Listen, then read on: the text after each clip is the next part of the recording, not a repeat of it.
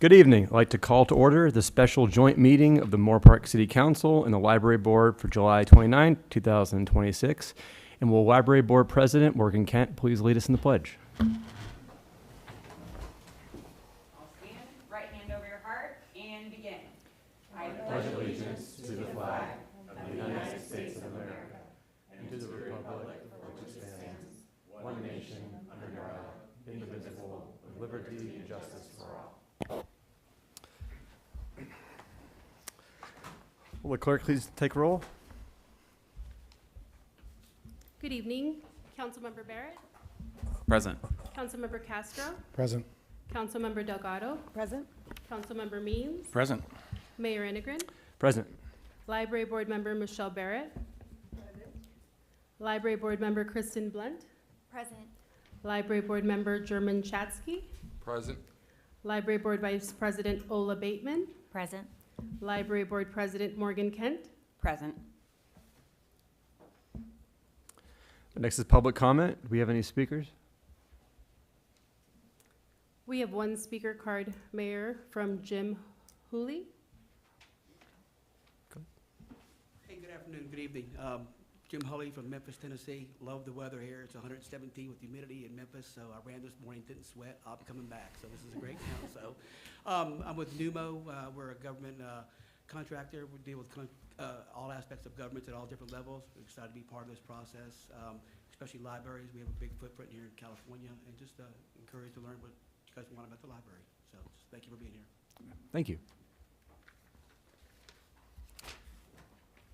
Okay, next is presentation, action, discussion, item 5A, to consider Moorpark City Library goal-setting workshop and provide direction to staff. Mr. Leonardowski.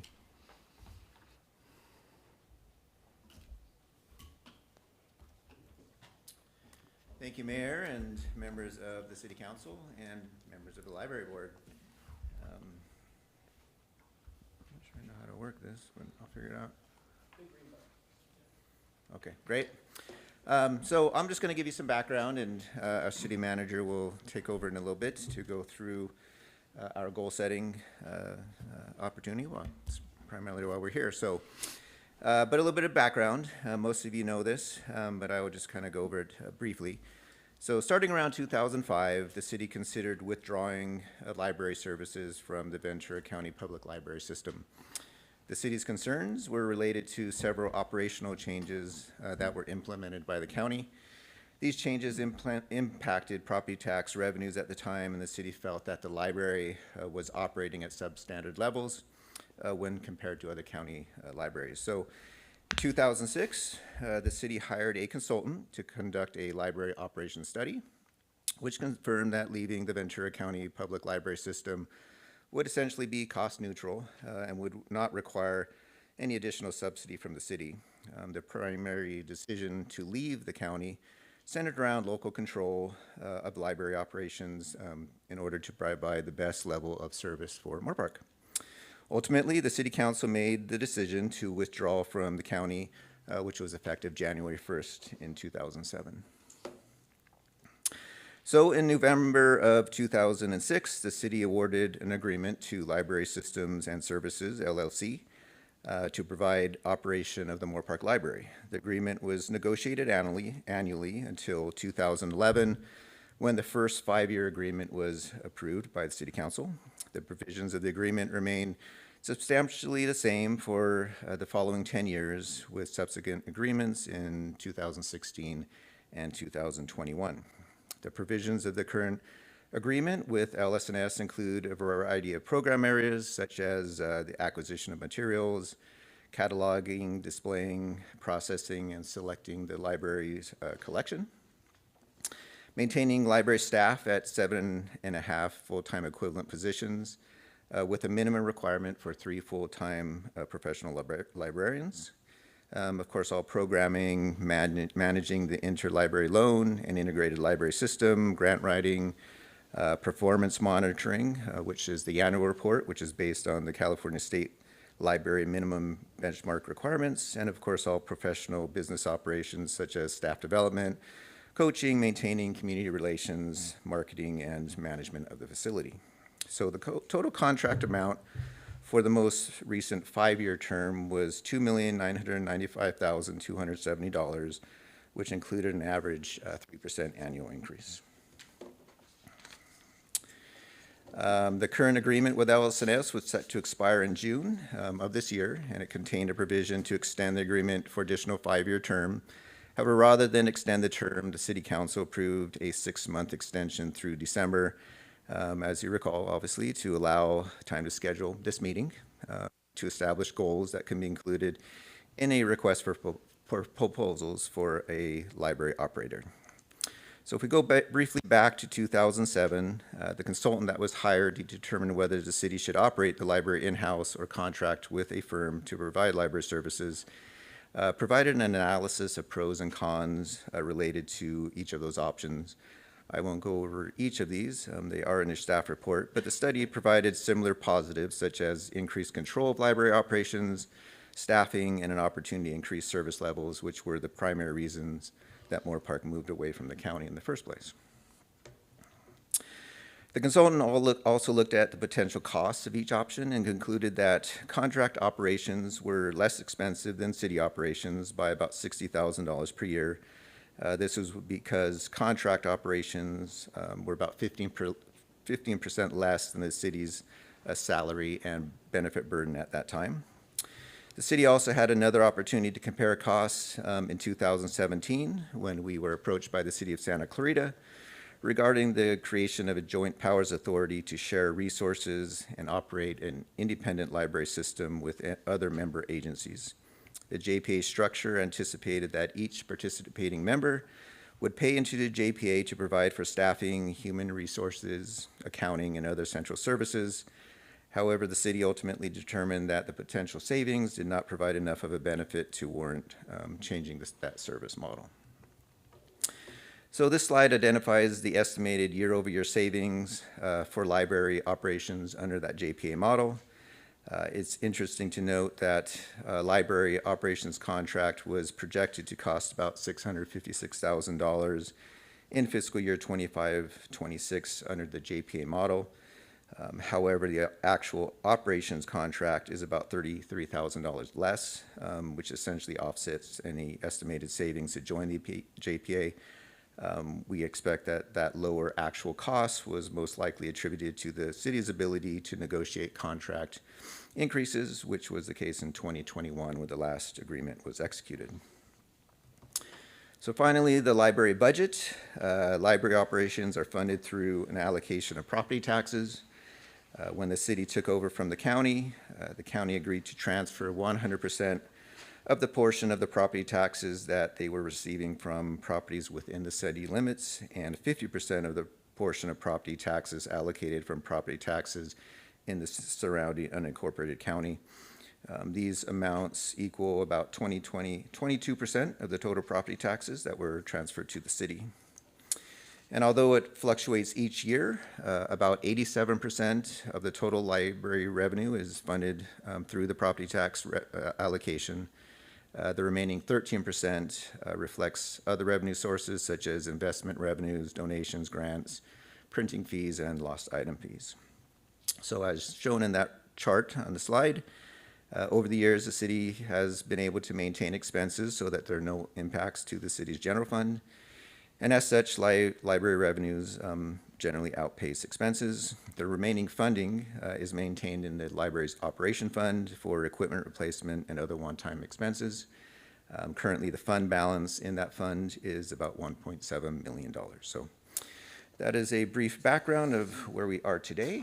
And with that, I will hand it over to our city manager. And before I get up there, is there any questions from the council or the board regarding the history or the background or the budget or finances? Can you explain? Yeah, I have one question, please. Thank you so much, Jeremy, for the presentation. It actually provided a lot of background, very valuable. Can you help me understand, you made a comment about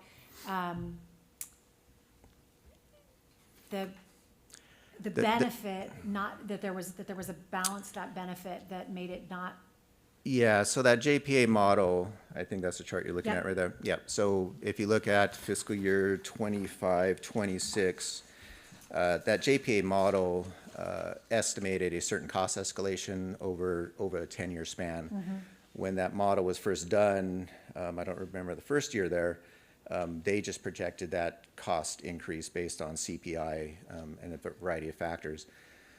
But we negotiate that contract every 5 years. And so the actual costs, which aren't shown on there, but the actual costs that we spent on library operations through that contract was about $33,000 less than what that JPA model projected. Got it.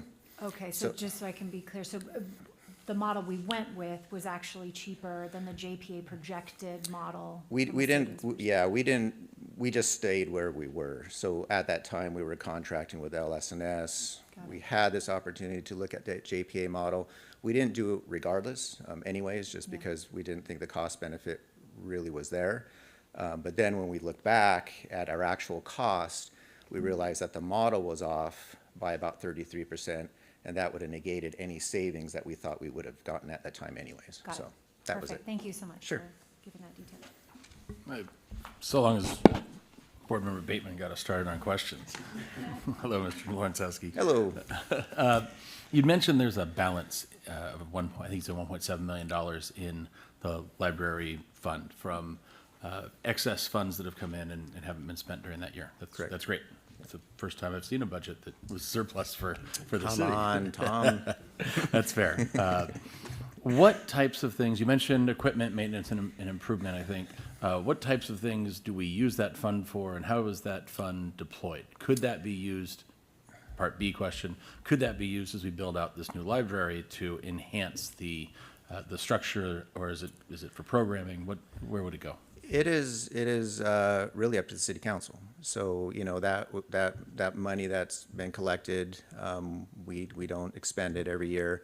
We have used it to buy computers and things like that for the library. We don't have anything on the docket right now of things, but we've always thought that keeping that balance healthy, especially as we move into the new library, is something we've always thought would be very important. You know, we're expecting library operations to remain the same. When we issue an RFP in the future, you know, we have 7.5 full-time equivalent staff members that will be assigned to that library through a future contract. We've designed the library so that we could hopefully maintain that staffing level. But as the library becomes more successful, there may be a need to increase staffing. And so we're going to have to look at that in the future to see where we really sit, and we may have to dip into some of those funds in the future for things. But then there's also a lot of things we've been talking about the library. I think as our city manager goes through our goals and our goal setting, there's a lot of things, technology and you know, other types of equipment that we'll need as we need to support future programming. So, but as far as now, there's nothing. I can tell you that we've got $500,000 set aside for these things. Right now, it's pretty open for future Great. negotiation. And as we go through our annual budgets, do we expect to have a surplus that's going to go into the reserves, or are we happening to have a surplus because perhaps our operator is being more efficient than we otherwise would have? What leads to us having a surplus and not maybe deploying those dollars into services? Well, I as of now, we haven't seen the need, right? And so we haven't seen the need to increase our staffing levels in our particular library, and a lot of that is space constraints and really, you know, maybe having more direction on where our library is going. You know, it's interesting, we've looked at our library compared to other libraries.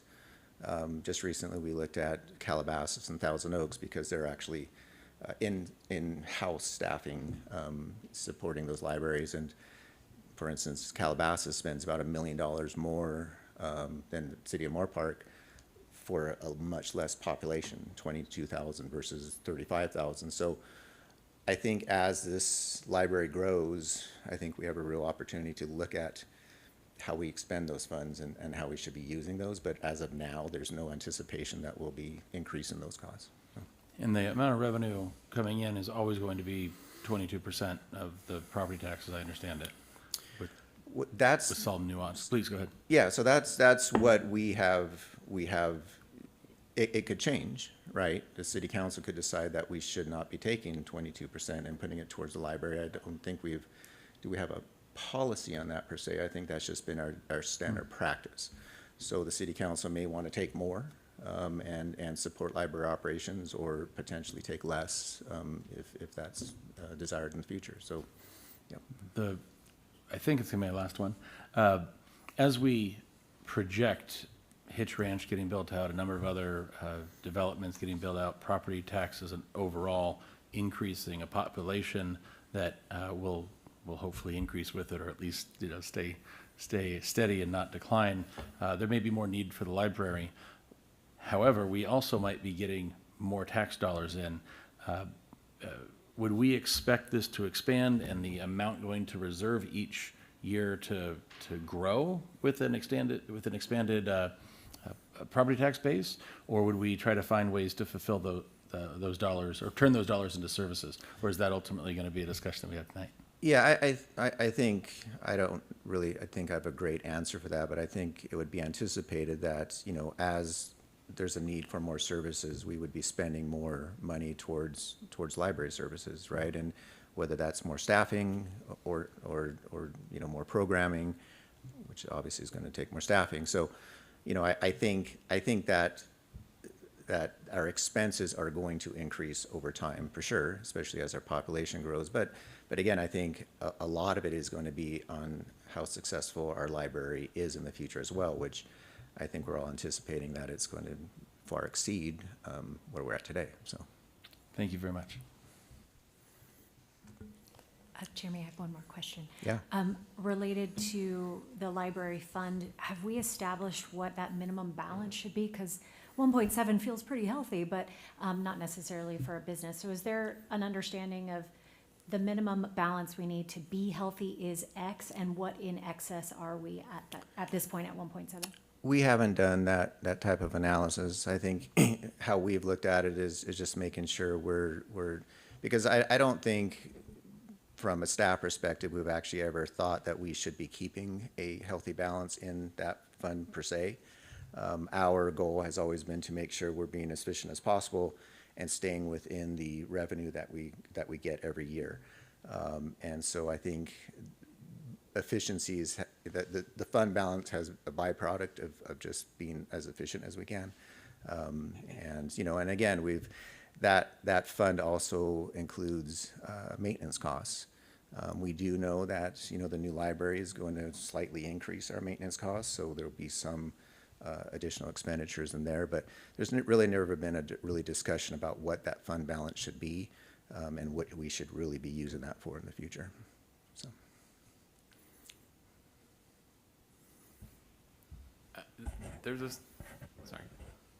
There's a separate fund for a development impact fee as well, right? And that's for library expansion? Correct. Is that correct? Yeah, so we did a fee study several years ago to provide a nexus for future development impact fees. That nexus is now strictly towards the expansion of our library in the future. So any of those development impact fees that we get in the future will go towards expanding our library. So those funds will be somewhat restricted on how we use those. It's a little different in our development projects that have development agreements. Those funds are a little bit more, a great word, but there's a little bit more unrestricted on how we use them. So. Is that something we did, for a particular reason for making it expansion versus dollars we could deploy? Because when you do a nexus, when you do a fee study, there has to be a nexus on why you're taking those fees. Got it. So when the consultant looked at how would we be taking development impact fees and what those should be going towards, it has to go through something specific, right? And so the only nexus that they could make was for knowing that, based on a population of about half of a population, 0.5% per, total population growth, knowing that we'll someday be at 45,000 people, knowing that that would equate to about a 22,000 square foot library. The only nexus they could make would be from the expansion of what we're building now to that 22,000 square feet. Okay, thank you. Mr. Chasky, go ahead. I had a question. When you have this unused balance, were you aware that there was going to be an unused balance based on the budget, or was it a difference between operating costs versus projected costs? It's just a balance between actual costs and revenue. So there was, like we mentioned with Board Member Bateman, there's never been like a big discussion about that excess revenue, where it should be and what we should be using it for. I like I mentioned before, I think the discussion we've had internally is that knowing that we're moving into new library, knowing that we're going to need more technology, more equipment, whatever it is, that's what we've always expected that balance to go towards. But like I said, there's never been an overwhelming discussion about a fund balance and what we should be specifically using it for. Yeah, that was going to be my follow-up question, is whether or not you were planning to kind of accumulate this amount, knowing that the new library was coming. Yeah, and I have a feeling that again, our main focus is making sure we're staying within our revenue projections and making sure expenses stay under that, so we're not impacting the general fund more than what that balance would go towards. So. Okay, thank you. I'll circle back with one more. Right now, we've had some discussion about arts in public places being used to enhance the children's area of the library. Would these funds be available if we, as a council and with the guidance of the library board, be available to deploy in that way, library dollars going and invested back into our library? Absolutely, yeah. Thank you.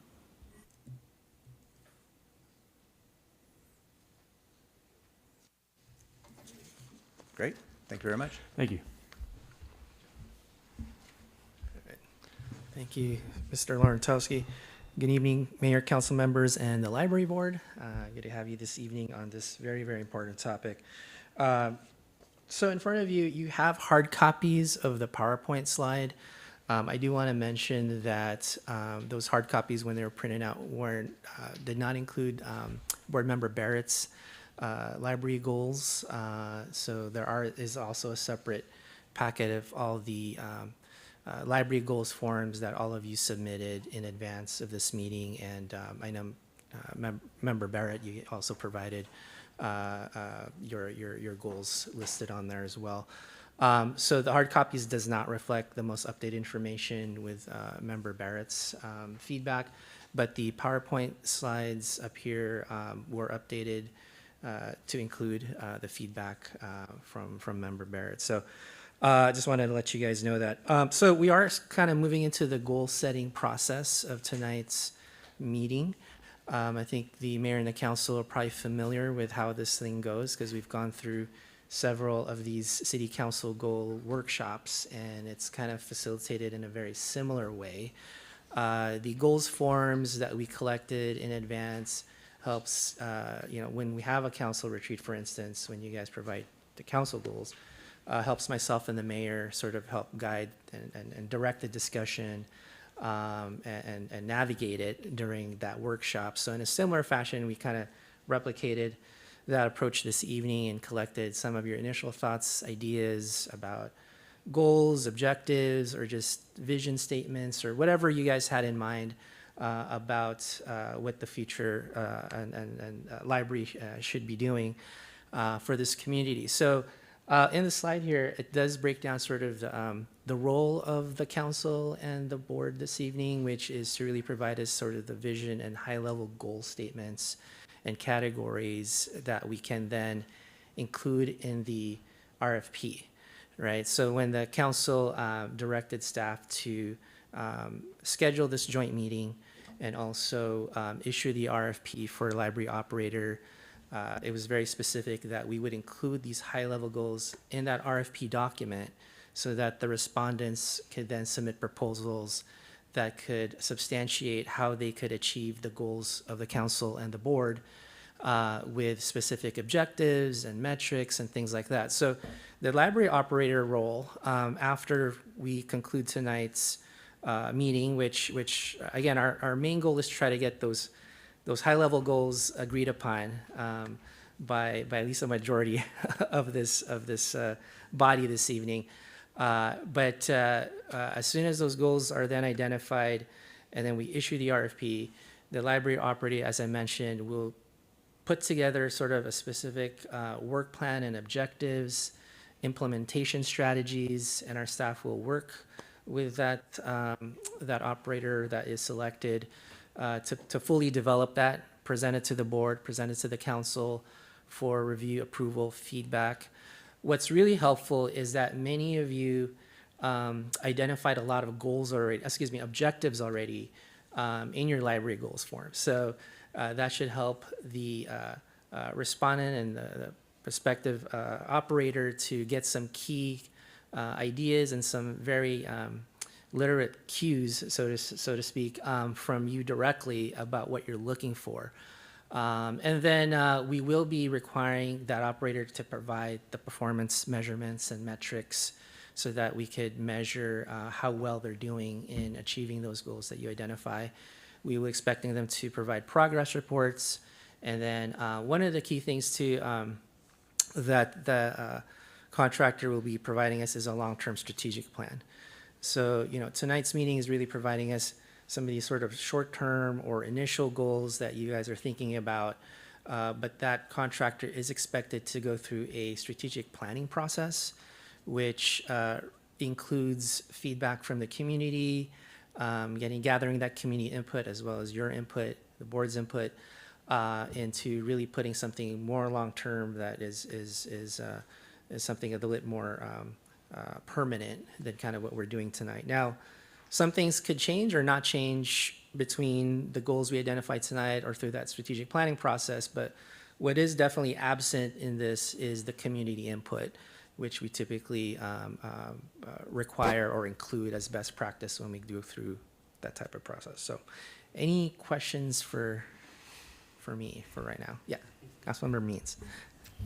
Surprising development. I have a question. I see up there it says City Council and Library Board role.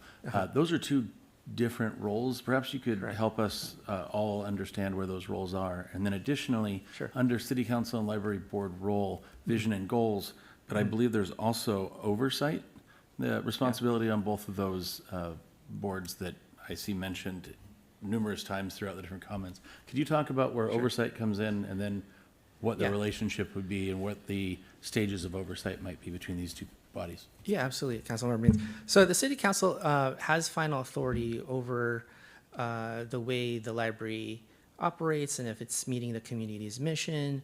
The Library Board has sort of that oversight authority at a lower level to kind of look at some of the operations and things that are programming and things like that, and providing any feedback to staff and the operator about things to improve or enhance at that kind of very detailed, specific level. But ultimately, the City Council has kind of full authority of how the library runs.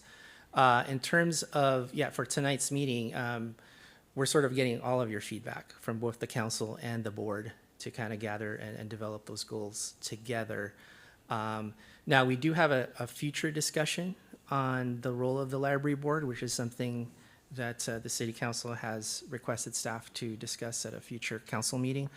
But technically, the authority of overseeing the library board from the state of California as a general law city is assigned to the City Council.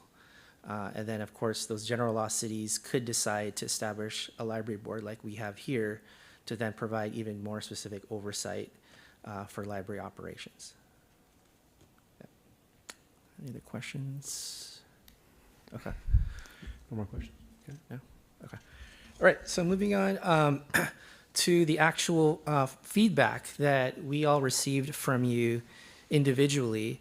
I've actually put them all together in the slide in your handouts of the high-level goals you've all identified. So I've simply just copied and pasted what you guys put on those forms.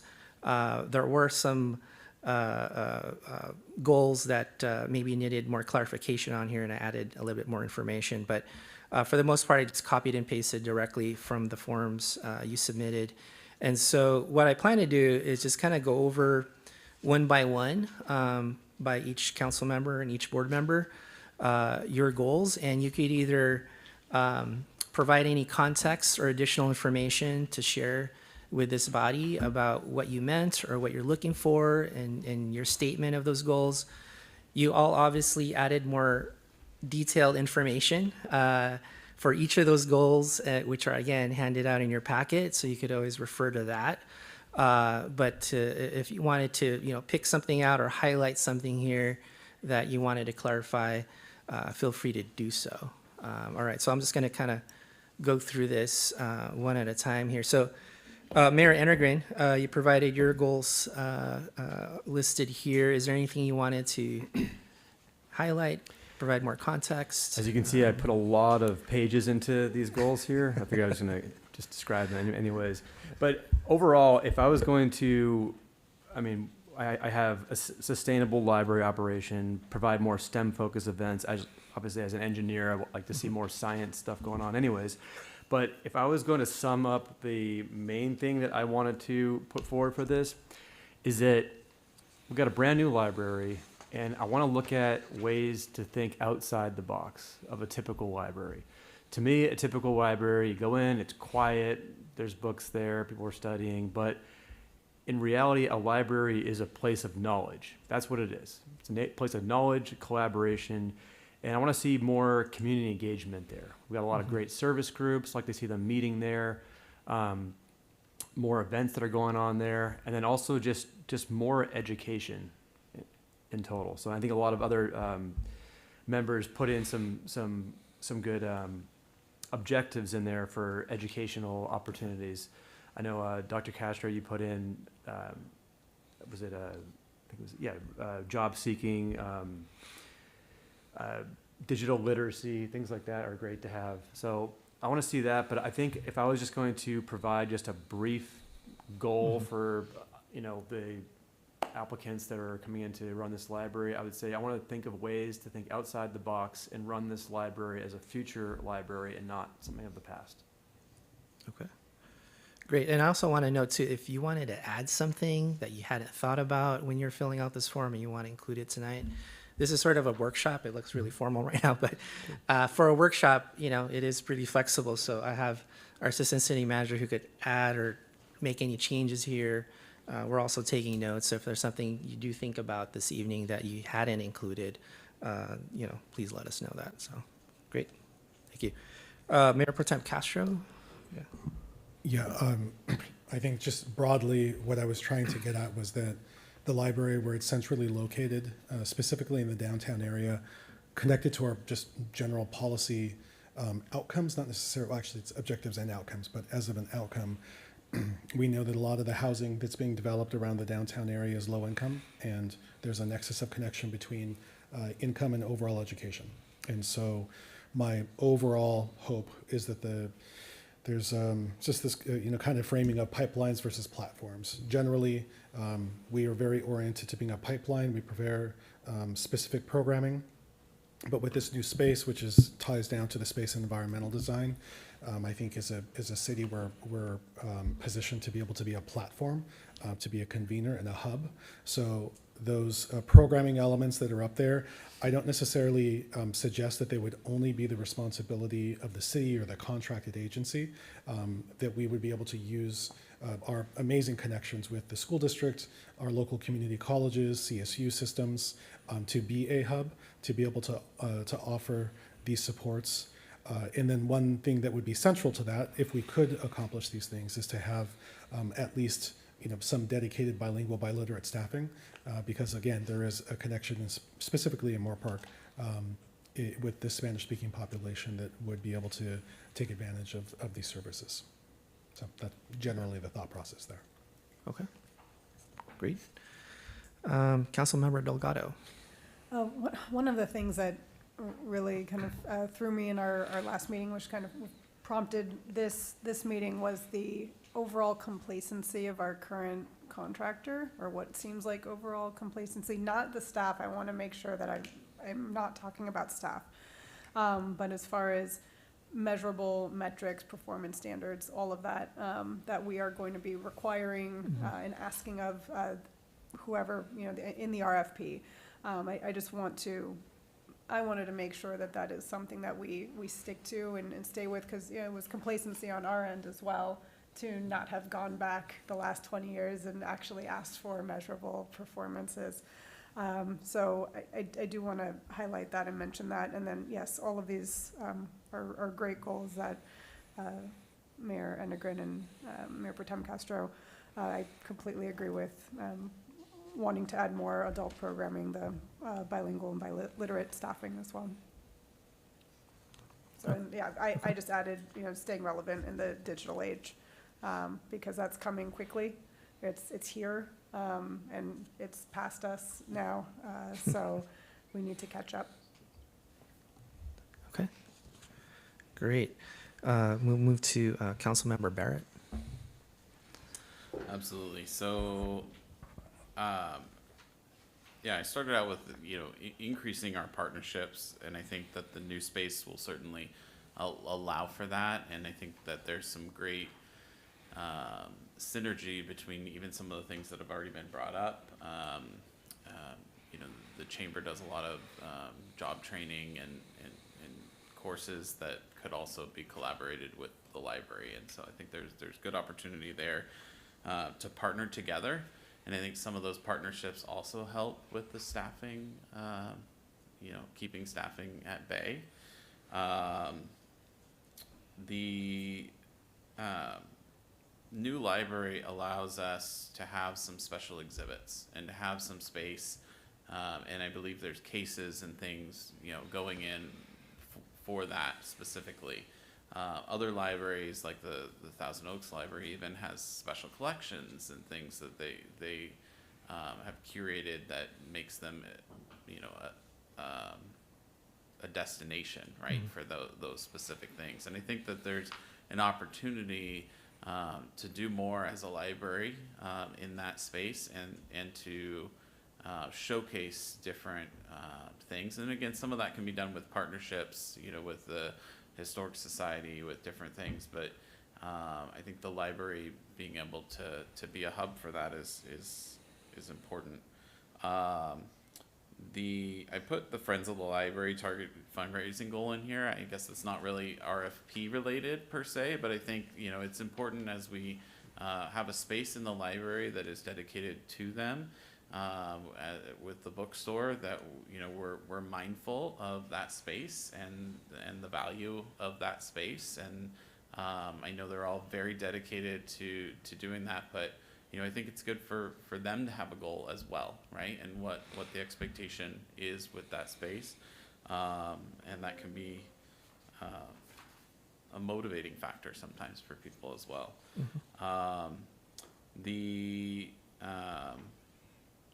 Overall growth and improvement goals, I skipped ahead a little and looked at Councilmember Means, and he said it much better than I did, in that being measured not just by what's around us, but by what's exceptional, right? And we want to be the best, and Moorpark wants to be, the forefront of, innovation, of new ideas, of new thoughts. We're doing it with things like the Spark program and the community development, right? And we want that in our library. Obviously having metrics and goals based on that.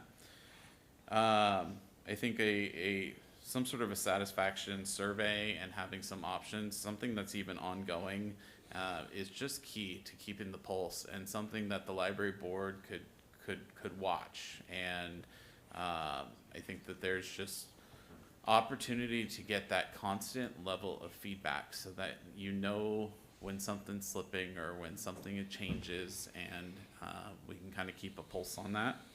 And then reaching people outside the typical library users, and this might mean the library outside the library walls. I know we're building a beautiful library and we want people to come, but the library can be more than that. And to be fair, our library does that today, right? You know, with some of the community events they participate in and different things. But I think that there's opportunity to do even more and, again, kind of innovate in that space in different ways. So, yeah, that's what I got. Great. Councilmember Means? Thank you. So I think I just want to start by saying this is incredibly exciting. And this moment is maybe not the meeting library board member Kent, who laughed out loud at me for anybody watching at home. The meeting aside, which I'm still enjoying, thank you, it's an exciting time. We have a new library coming that I think we all know is going to be a showpiece for our city. There's enthusiasm about it. There's intelligence in the way that it was built so that we can maximize staff. Mr. Lentowski, you talked about that earlier. I'm excited to maximize those things that we've done with that structure. What I don't want is to forget about making excellence happen inside the building. And I know that nobody in this room will allow that to be forgotten, but I do feel like we have a once-in-a-generation opportunity to set what excellence is going to be. We've got a brand new library. Building is going to be excellent. Let's make sure that the stuff we're putting inside it is excellent. And so many times I've heard, well, our library does great things considering the building it's in, considering the resources it has. And I cannot wait to get those shackles off of our library team and have it just be great. Our children's programming gets legendary positive feedback around our community. Imagine when we get a bigger, better facility, and maybe we can dedicate more staff, and maybe we have some more dollars. So I am very excited about where we move forward. As we define what excellence looks like, I want to make sure that we measure it. We set those goals and we measure it and we keep up to date on what's happening. Because it's great to say it's going to be wonderful and that economic development will come and more people will visit Moorpark and it's activating High Street. All these things are going to be great secondary benefits and we'll have more participation and more activities and more programming. But if we don't say what a win looks like now, clearly, not only against what we want, but also against what the best other city libraries are looking like, then we'll just constantly go through saying, well, it seems like it was pretty good, and I don't want that anymore. And that isn't necessarily something that's going to, I see that it gets dropped from the goals. Those comments got dropped from the second pages of goals, but I want to make sure that we really focus in on what are those KPIs. And I want to be in the top 25% of all those measurable categories. We have a brand new building and we have a brand new contract and we have money to spend on this effectively. Let's set that goal to be a top quartile organization. I don't want us to compare ourselves to Ventura County. I want to compare ourselves to great libraries. And maybe it's city libraries and maybe it's our population and maybe it's our size, but whatever we collectively figure out those metrics should be, I want to hold ourselves to being tops. I want it to be wonderful. It's a broad topic, but I want a children's library that every kid wants to visit. It doesn't matter about size, but so often in this county and other areas, you hear about the Camarillo Library. And as I visited libraries across the country and across the world, the children's library, when it is really exceptional, it draws people and it becomes a talking point.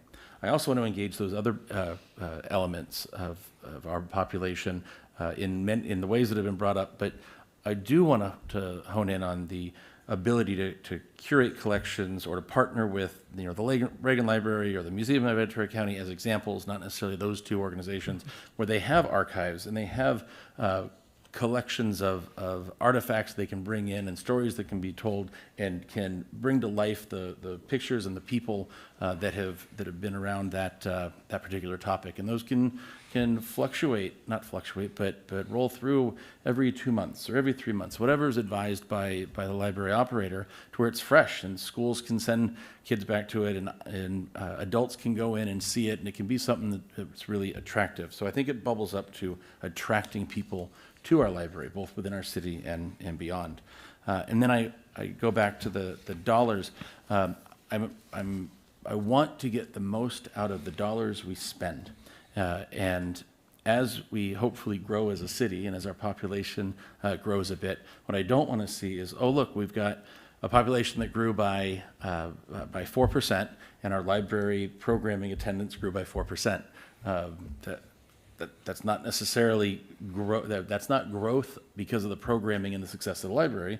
That's growth because the population got larger. So I want to see us measure ourselves on a per person or per attendee or program per population, some of those metrics that allow us to know that we truly are setting a standard for exceptionalism. And then if we don't hit whatever those standards may be and the goals that are being talked about, finding a way to interrupt a process and improve it. We're not going to hit everything out of the park all the time. We're going to take a swing at a new program or a technology idea that just didn't work. Turns out AI was just a fad and it didn't catch on, or whatever it might be.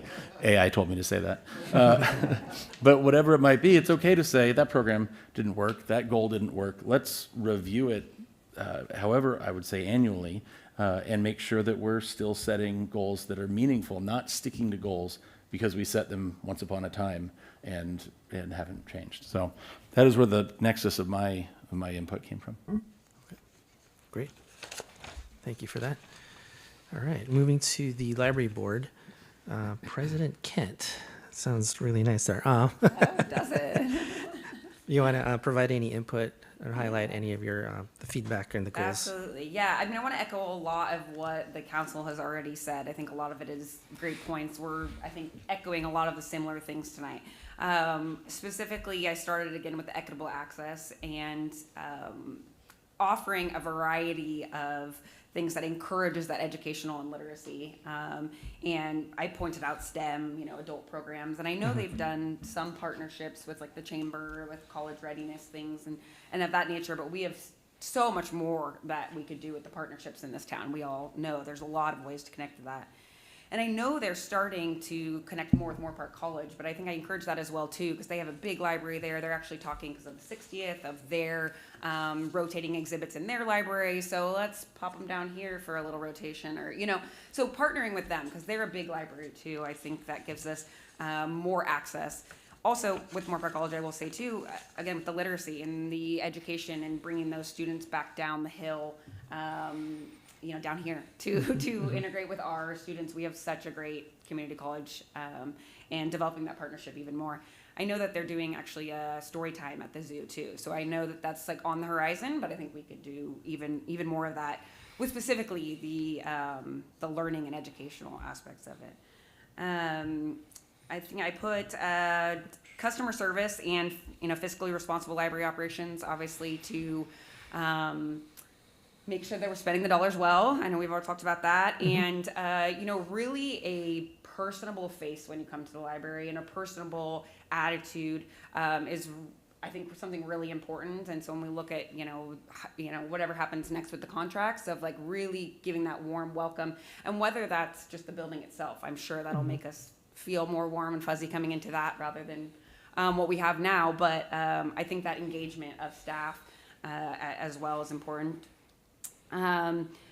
Let's see, data, community feedback, we talked about that, customer satisfaction, I love that idea, and as we're looking for more roles for the library board, I like that you pointed us out on that one. I think, we are a representation of the community to a certain degree, and getting us to collect that feedback or having specific projects that we feel like that can benefit the library in a goal setting or decision making, I like that and encourage that as well. And then last, position the new library as one of Moorpark's community gathering spaces. I think a lot of you know my programming background around here, and I do drive my kids to Camarillo because they like the ship.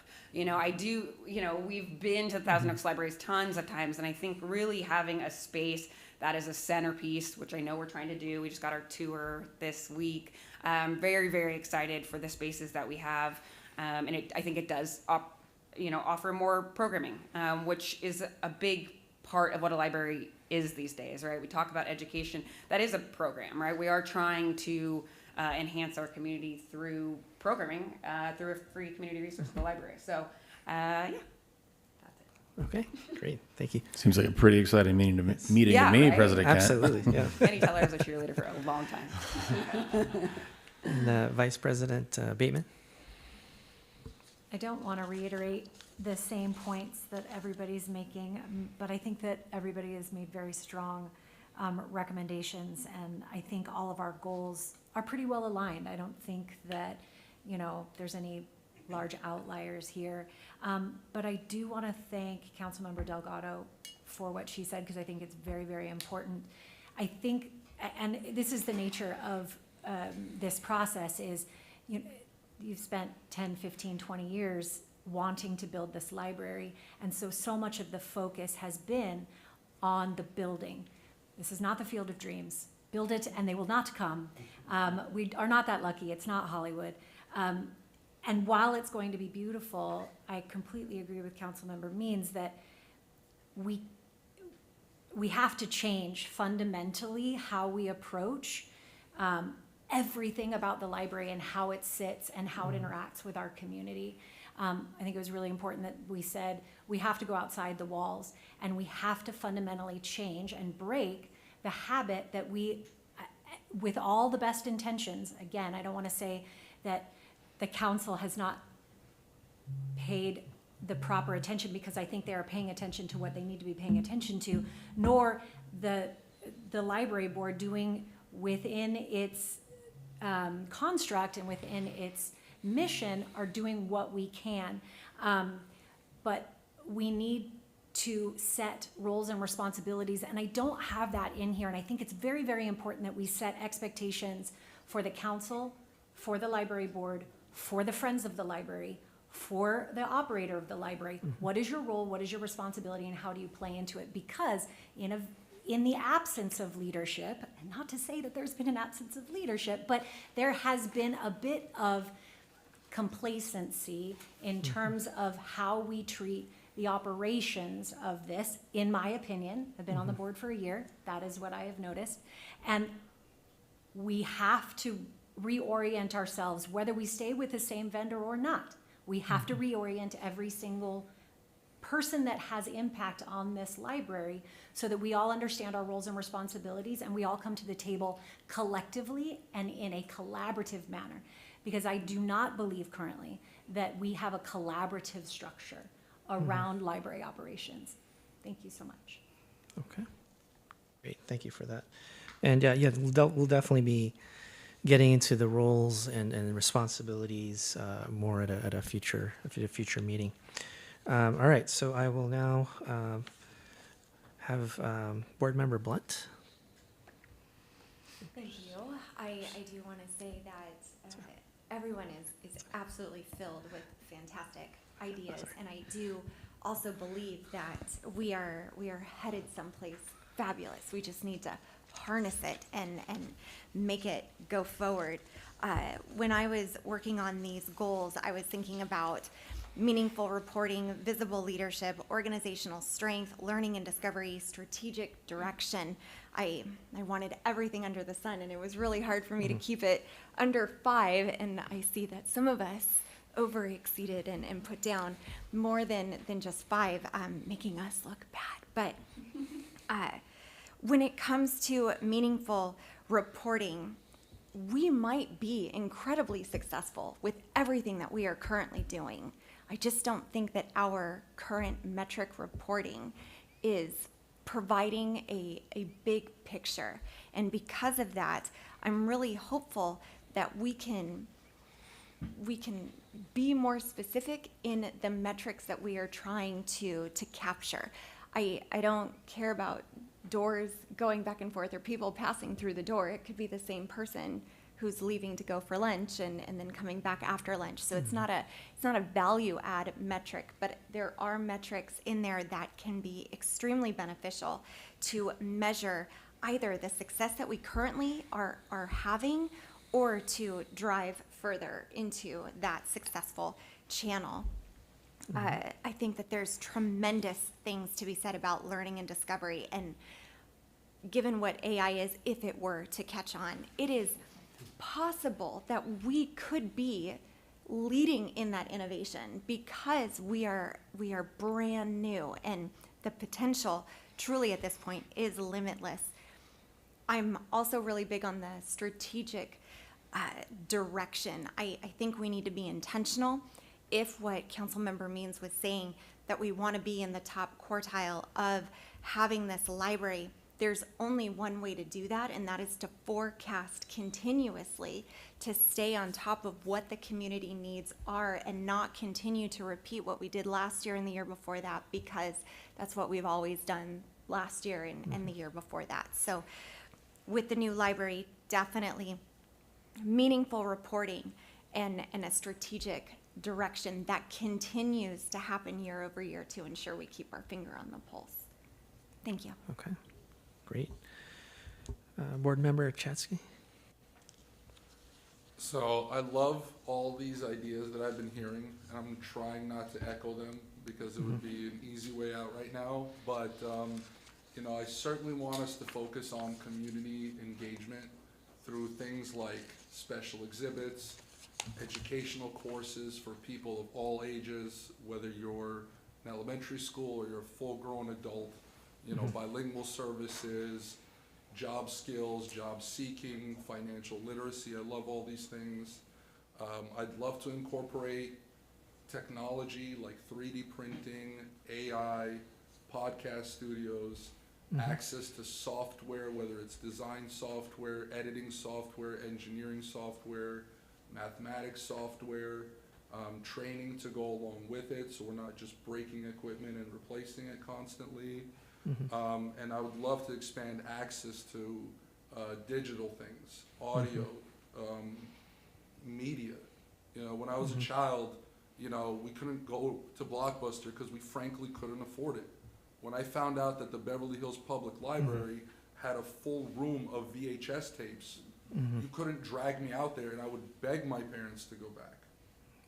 You know, and it's these types of things that I want to give people who normally can't afford these things in the privacy of their own home access to it. And that, you know, I think that would definitely improve community engagement. Great, thank you for that. Board Member Barrett, I was actually able to add the items that you listed for your goals on the slide. It's not on the hard copy, but it's on the PowerPoint slide. If you wanted to expand or highlight or elaborate. Well, I get to go last, and everybody has said everything that I kind of narrated on this paper. But coming from the service industry, one of the things that I focused on is the service we provide. How people feel when they come to the library, how people feel when they leave the library. I think that, again, coming from the service industry, I clearly understand the power of making people feel comfortable, making them feel welcomed, making them feel important, and really having a focus on how we interact with them. When I think about libraries in general, I see quiet workers doing their job with their books, their papers, or whatever. But I cannot really think of a time where I saw there was real interaction with the patrons. I would like for us to change that. I would like for us to be a pillar of service. I would like for us to be a place that people look forward to coming to. Yes, we're gonna have books, we're gonna have programs, we're gonna have all of that. But I want people to get excited about coming to the library.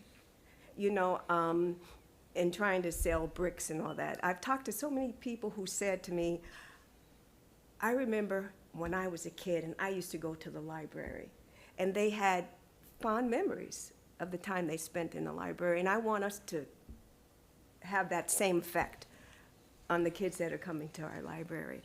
So that was one of my focuses. I'm very, very, very dedicated to providing a high level of service that is different than any library that you've ever seen. So that was service excellence, lifelong learning.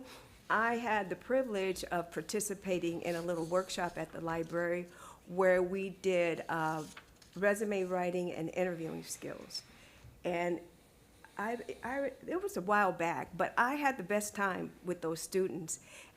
It was just a great opportunity to teach them some of the things that I know and to even learn from them. I'm going to be honest with you. It was on a Saturday. The students who showed up were A students on a Saturday, you know, showing up to the library for something like that. And when I finished there, I told them, I said I would hire each one of you, you know, because they were just fantastic students. I want a place where these kids can come, you know, and share their ideas, share their talents, where they can come and learn. I participated in resume writing workshops with the chamber.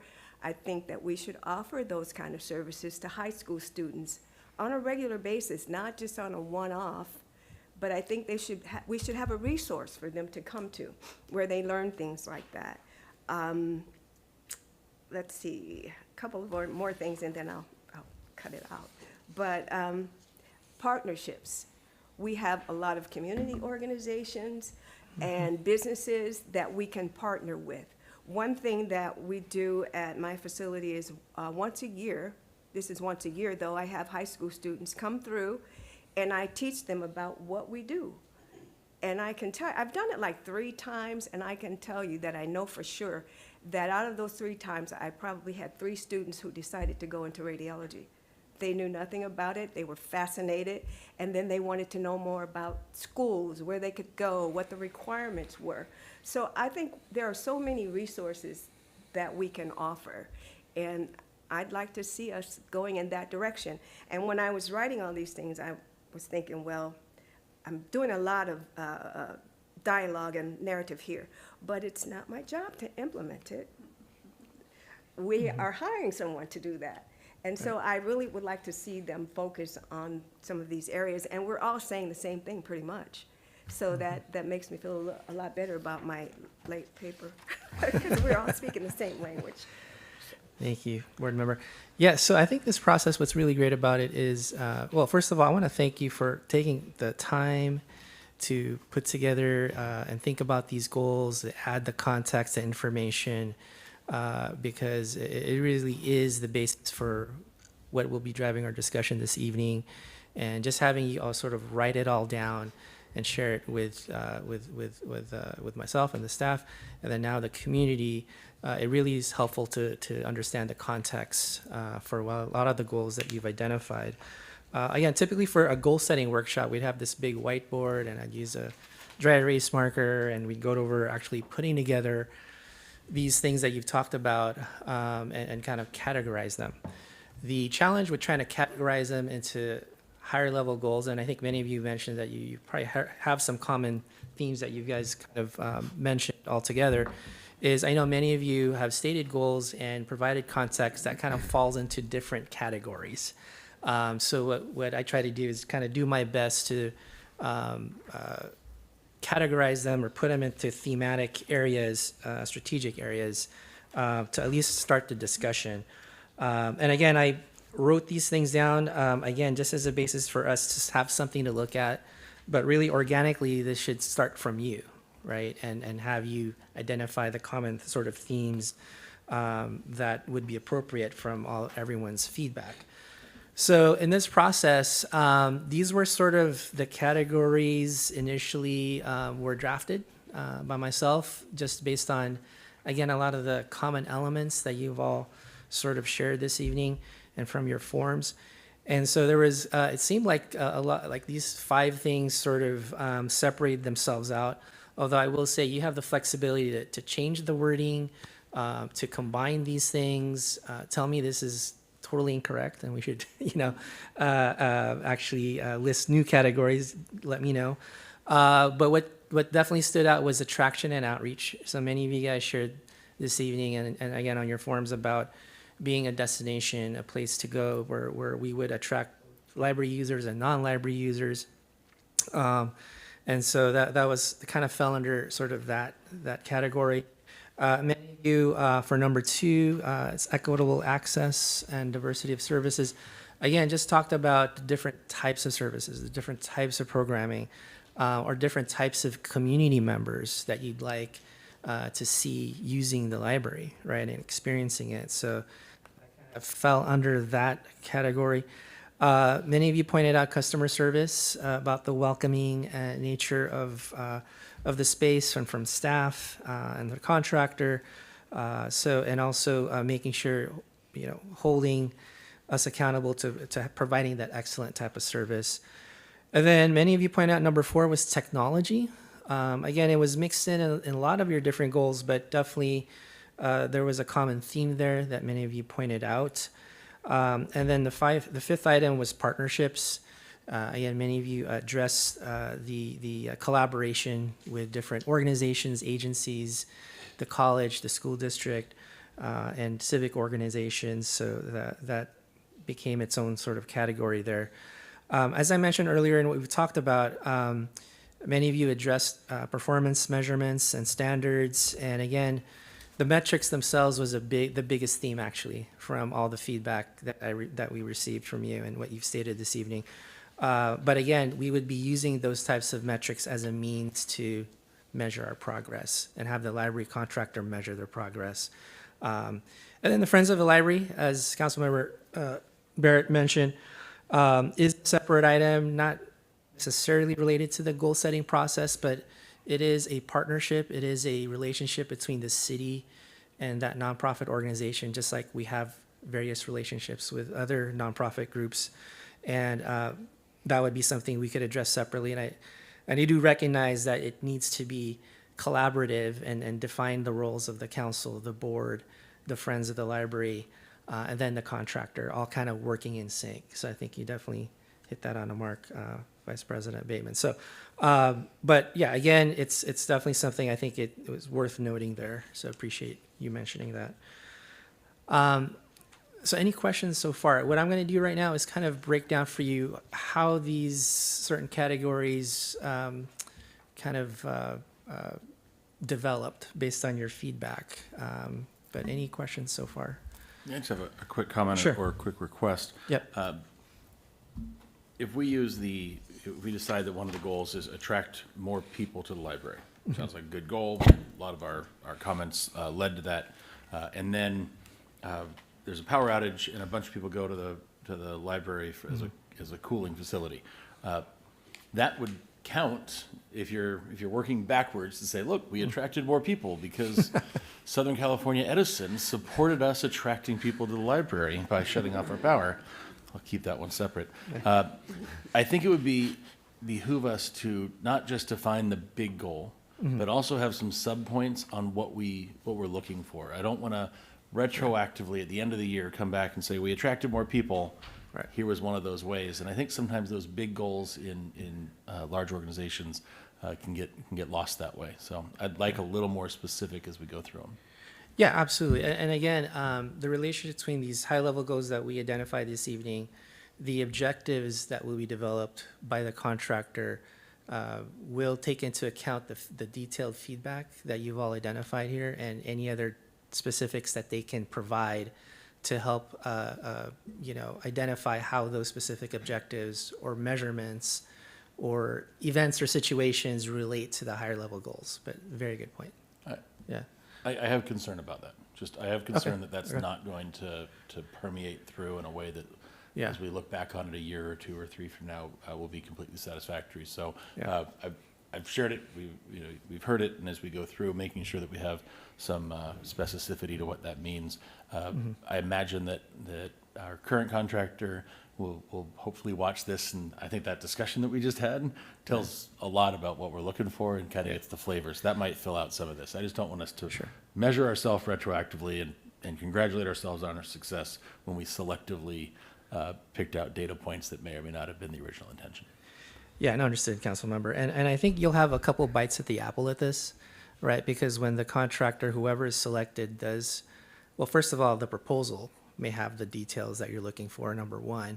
Number two, when they develop the work plan with the details of the objectives, you will have an opportunity to review those as a body and then provide the feedback and add anything in terms of gaps or any missing areas that you think should be included.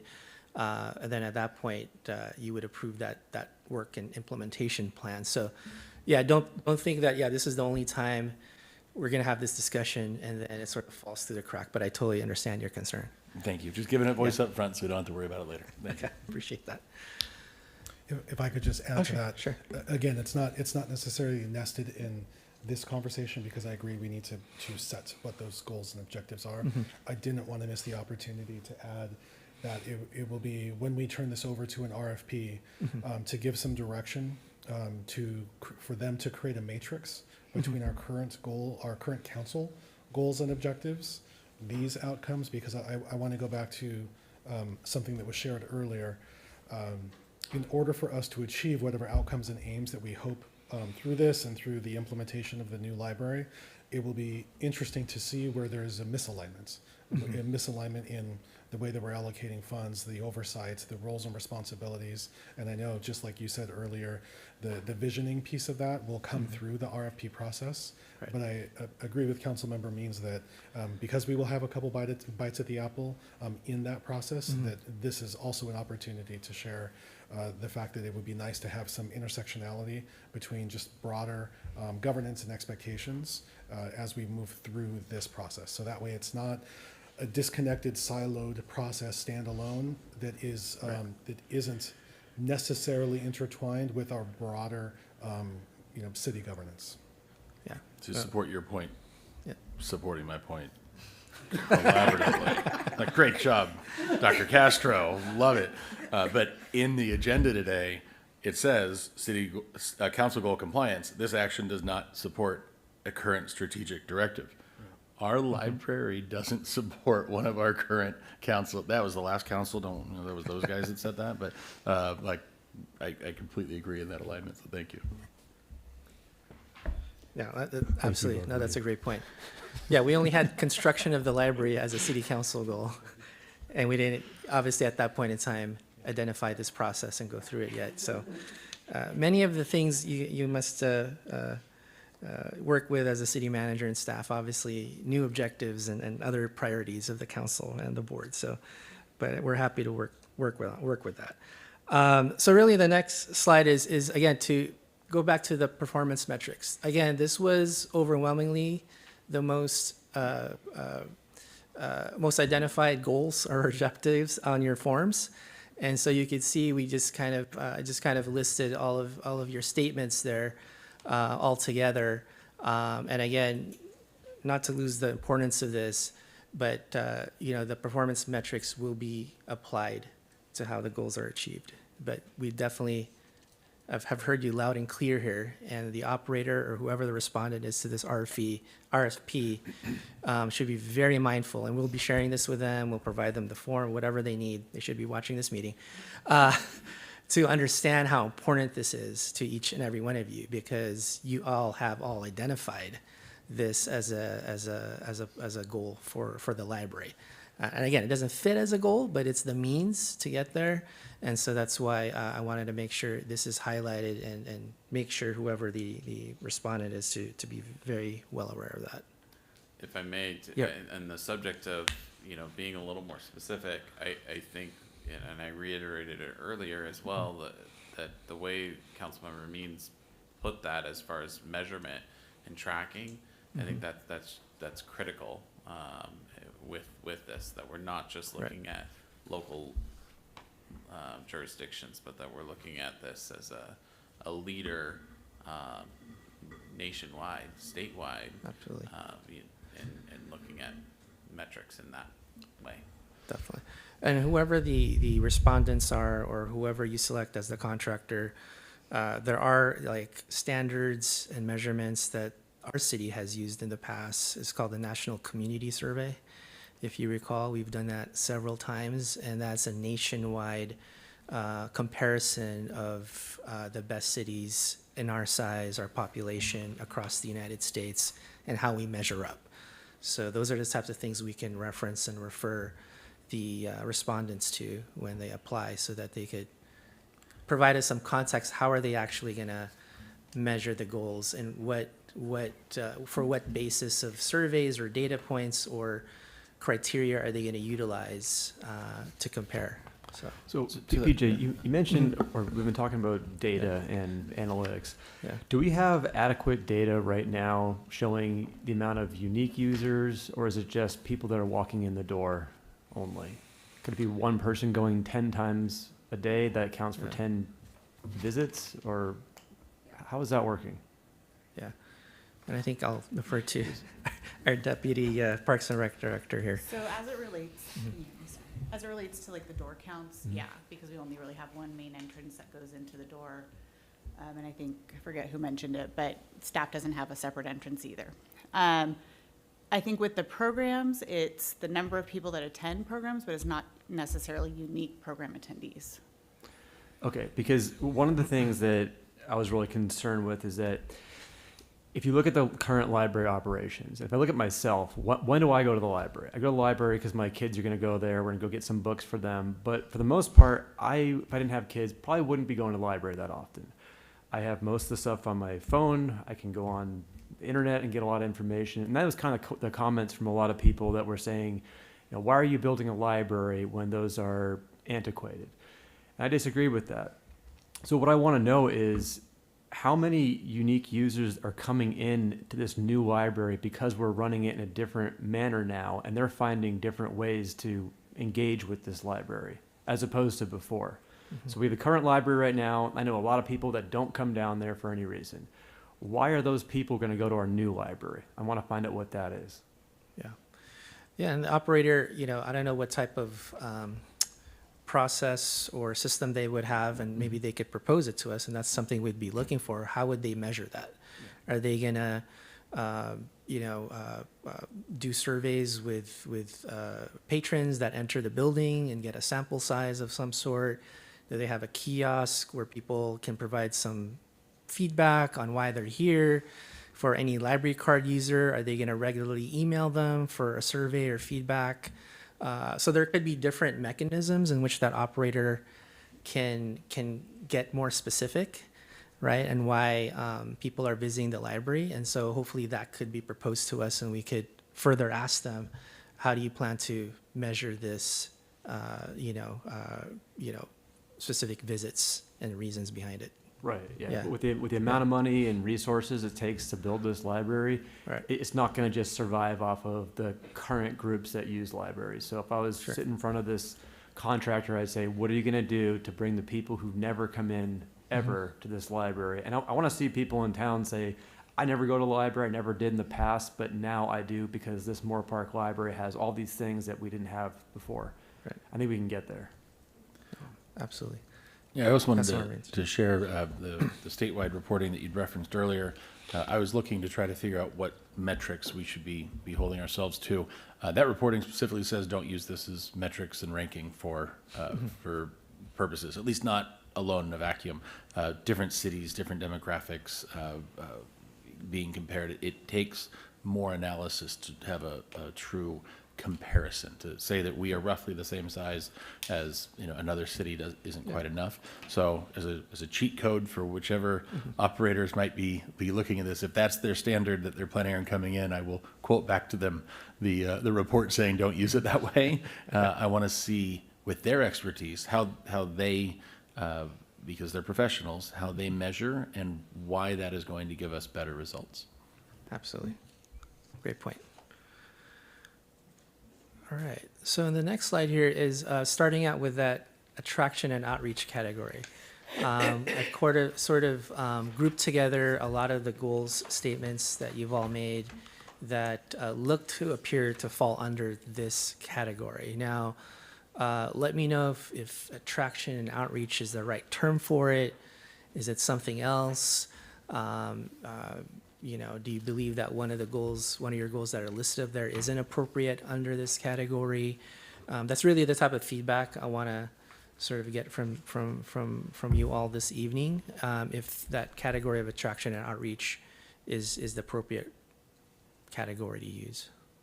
I want to clarify my increased community engagement. I think I discussed that more with bringing in clubs and organizations in town, but also the library use part. What I was really into is increased library use amongst people who don't typically use it now. So non-users, yeah. Okay. Yeah. Okay. Great.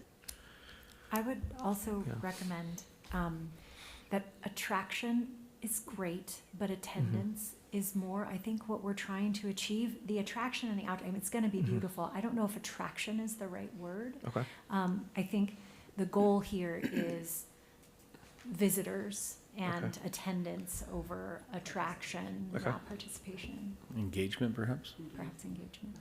Okay. But you won't engage unless you're attracted to it, though, would you? Yeah. Do you prefer one of those terms versus the other, or do you want to No, I think include we're all all on the of same those? page there. Okay, No matter how okay. you word it, I Okay. think we agree, yeah.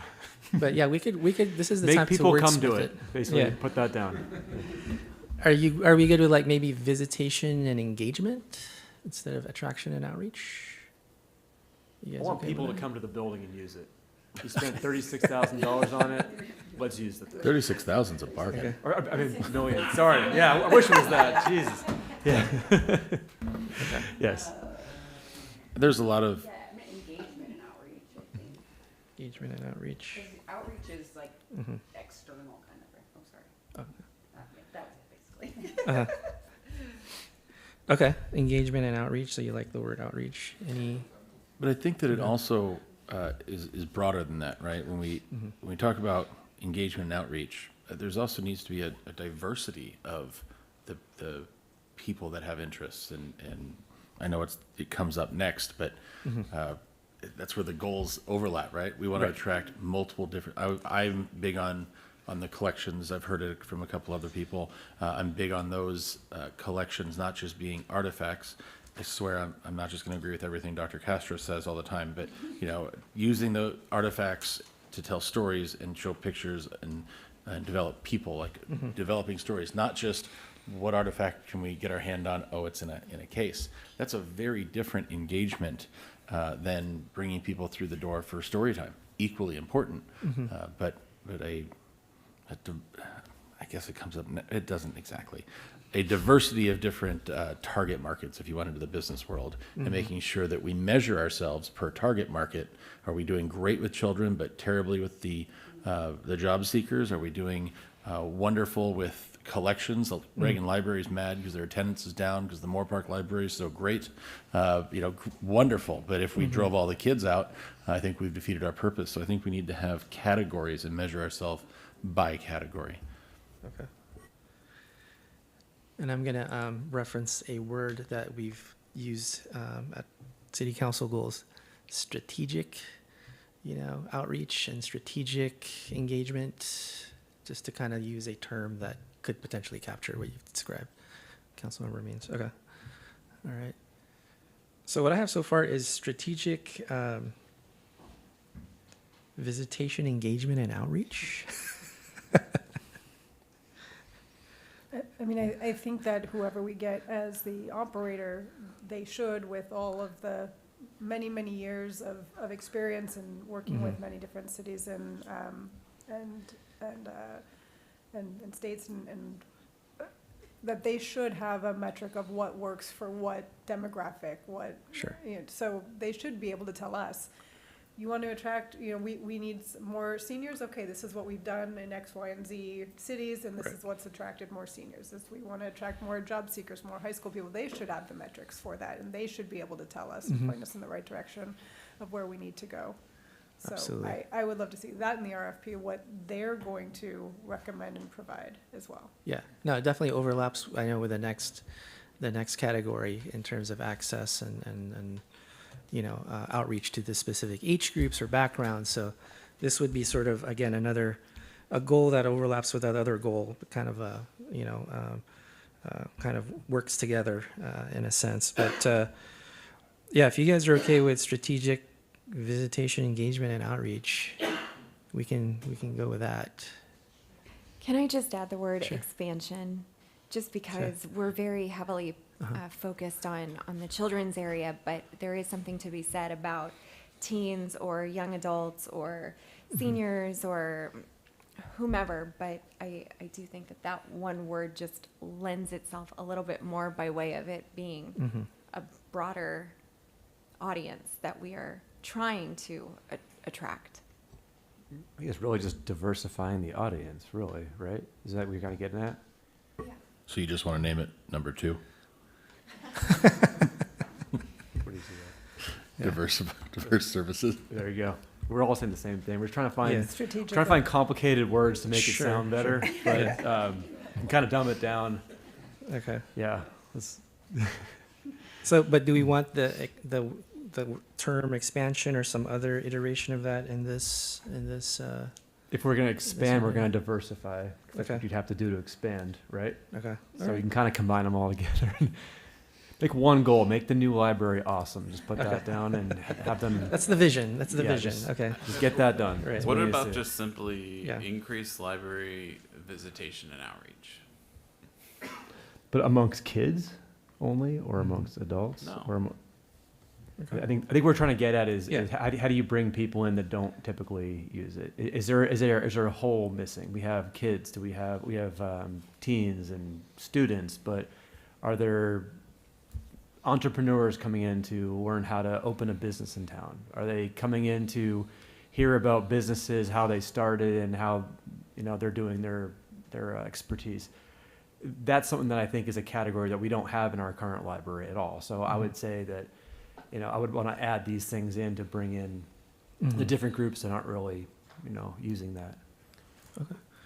Yeah, what I have right now is increase visitation, maybe add engagement and outreach. Does that make sense?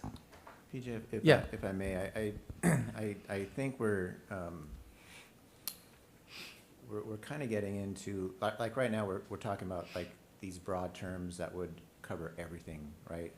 And I think we're kind of mixing up broadness and specifics, because we do have definitions that Sure. define these categories. And so I think we're talking about a lot of different Great point. program areas or different categories. So I think we just got to, I don't know if it's worth just maybe going to the definitions Sure, and skipping this, because I think, that's a great point. I Yep, think we all want to dig in right, and talk about what is in these categories. sure. And maybe that makes more sense. That's a great point, Jeremy. Yeah, so besides these categories, if this seems to be appropriate, there are goal statements, right? So it's similar to what we have city council goals, and then we have goal statements. We can skip to that, because I think it will add context to more of what the specifics that you guys want to add in there. Yes, Board Member Chansky, yeah. Promise, this is not about the wording. Okay. That's not important, in my opinion. Okay. But, I think about running a business, and you can have a fantastic product, but if you don't market and sell it, you're not gonna succeed, right? So I definitely think something that just came to me while looking at this list, we need signage throughout the town about what's going on at the library. Because if you drive by it 10, 15 times before the event comes, you're more likely to attend the event. Not everybody reads their emails or subscribes to these, notifications or goes to the website. I think we need signage throughout the town, really advertising what's going on at the library.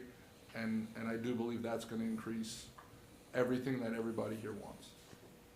Yeah, that's a great point, and we can certainly add that as one of the objectives on here.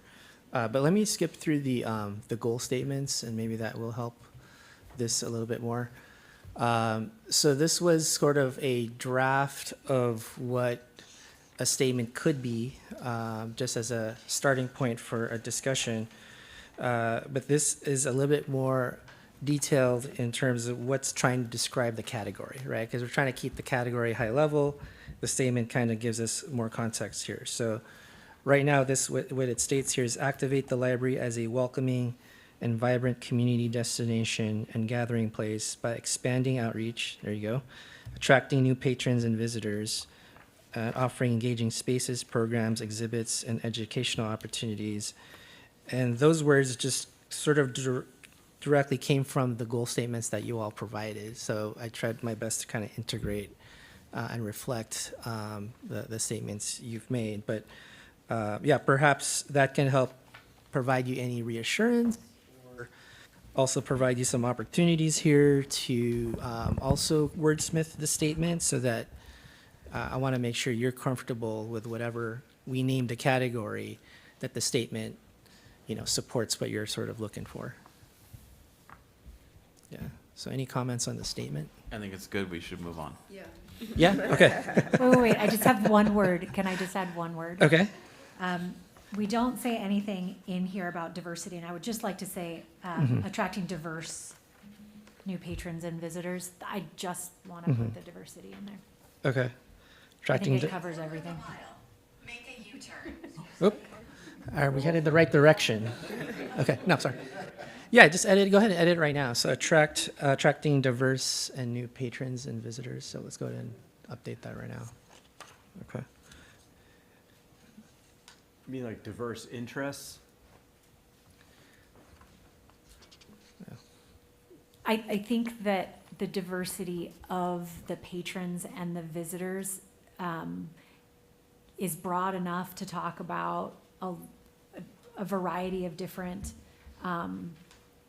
people, and I think those different people have diverse interests as well. I don't think that it needs to be more specific than that, but yes, with diverse individuals from an age perspective, with diverse individuals from a socioeconomic perspective, with diverse individuals from a ethnicity perspective, they will all come in likely with diverse needs or interests. So I don't know that we need to get more specific than that. Did you flip the page? Yeah. All right.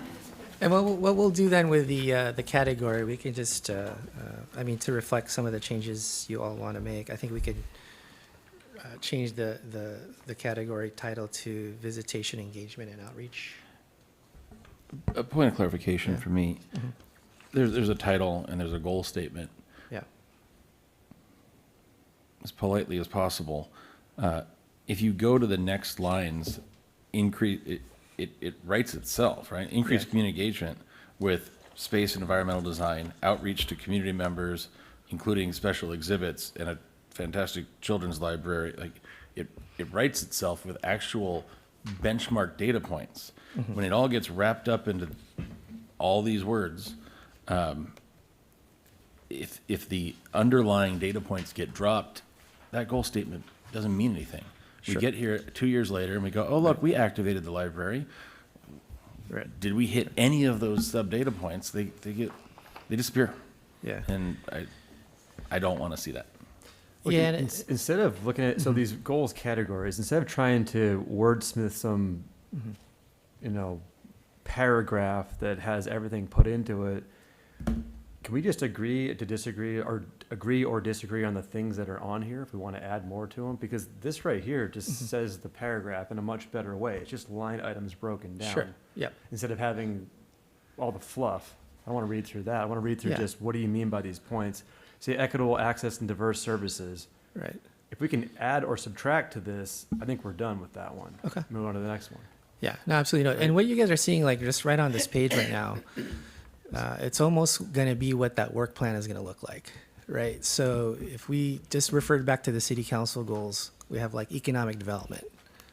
There's a statement about what you've defined as economic development because it could mean 5 or 10 different things to everybody. And then in that work plan that we provide you are all the objectives.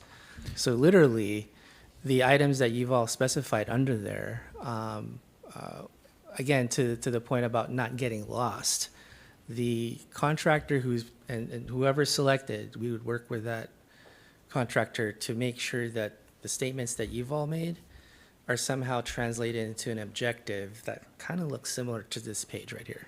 My Right. fear is that's Yeah. exactly what will happen.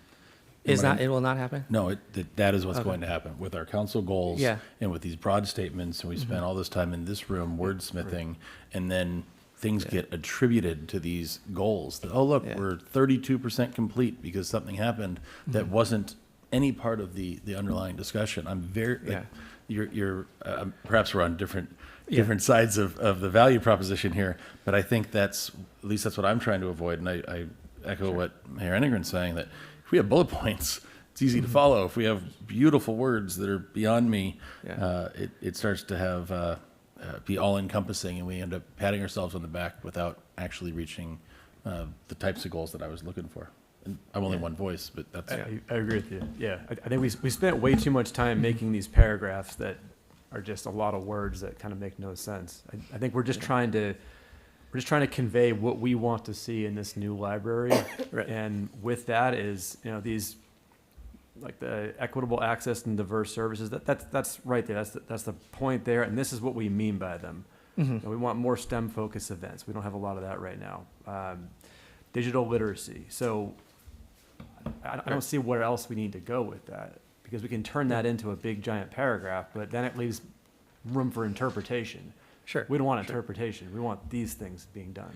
100%. And the whoever the respondent is should be paying attention We should be able to figure that out. to figure that out, because again, when you provide the goals and the goal statements, again, they can interpret to a lot of different things, and that's what's going to be used as a criteria, Yeah.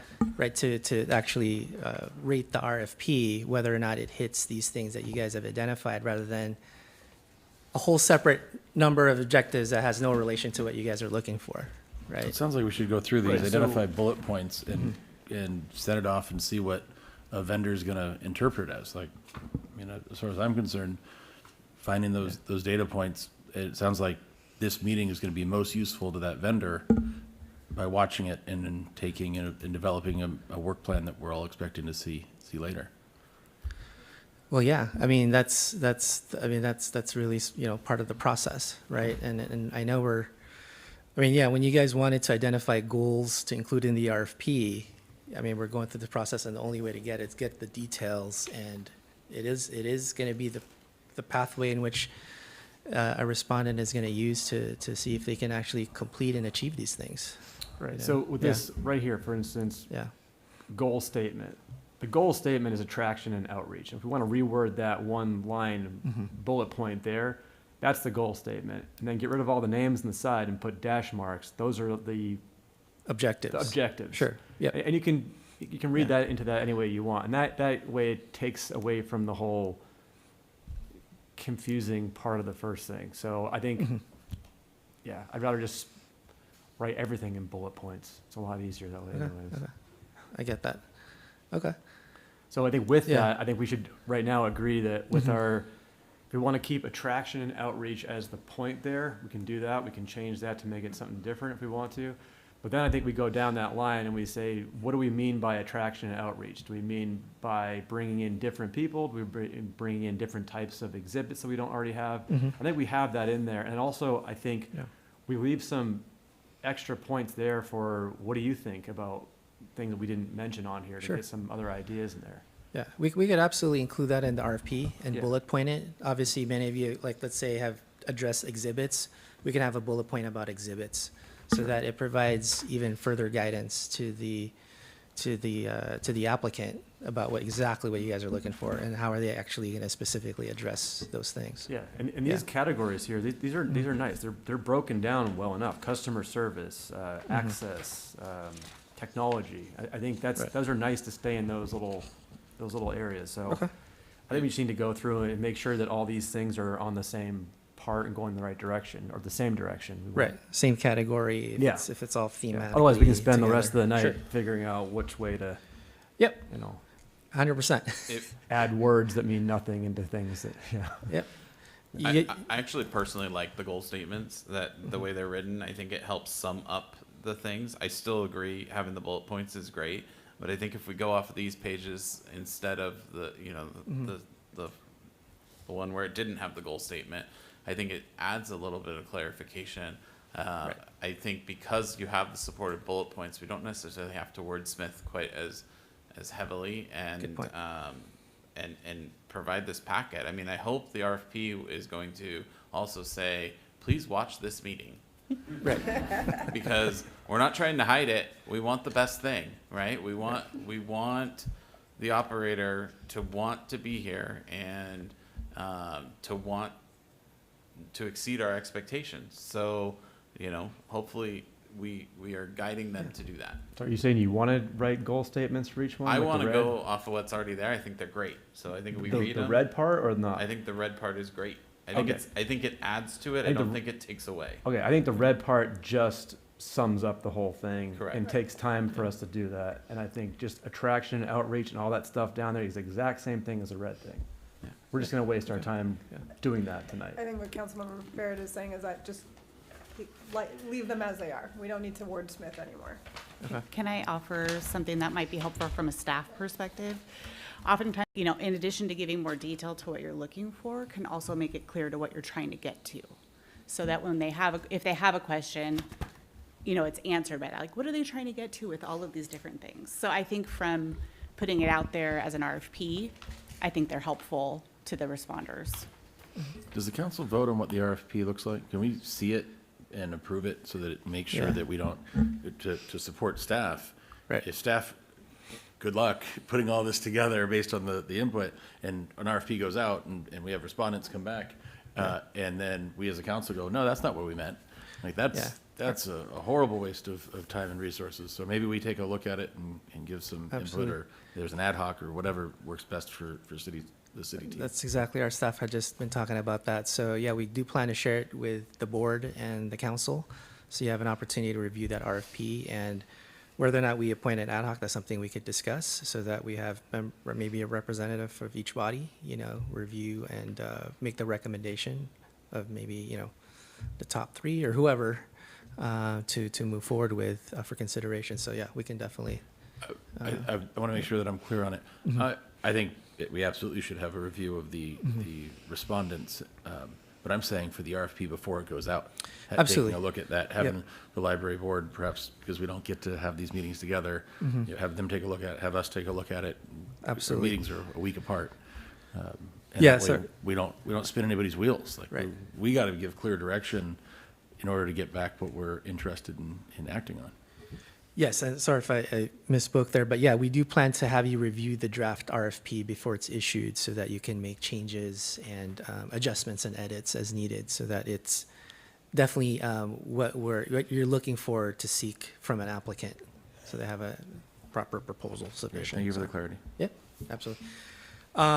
Okay, so yeah, look, we can go as high level or as general as we can go here. So if you guys are good with this number one, we can sort of move Every on. one of the subpoints in number one, I think, is interesting, and I think that marketing, as Board Member Chatsky brought up, marketing and communication being listed as part of attraction and outreach is relevant to think about, whether it be signage or digital.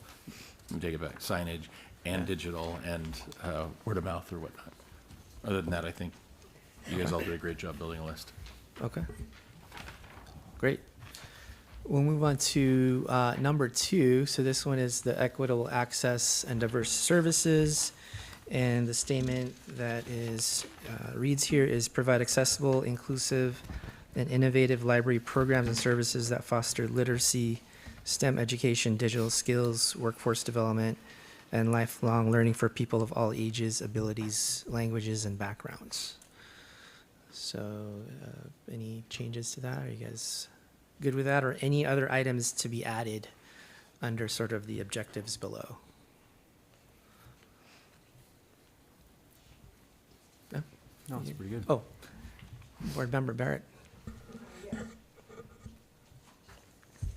In my goals, one of the things that I thought was important is that we offer some kind of services to seniors, because, at the rate the technology is changing, some seniors don't want to have digital statements and digital reminders. They want paper.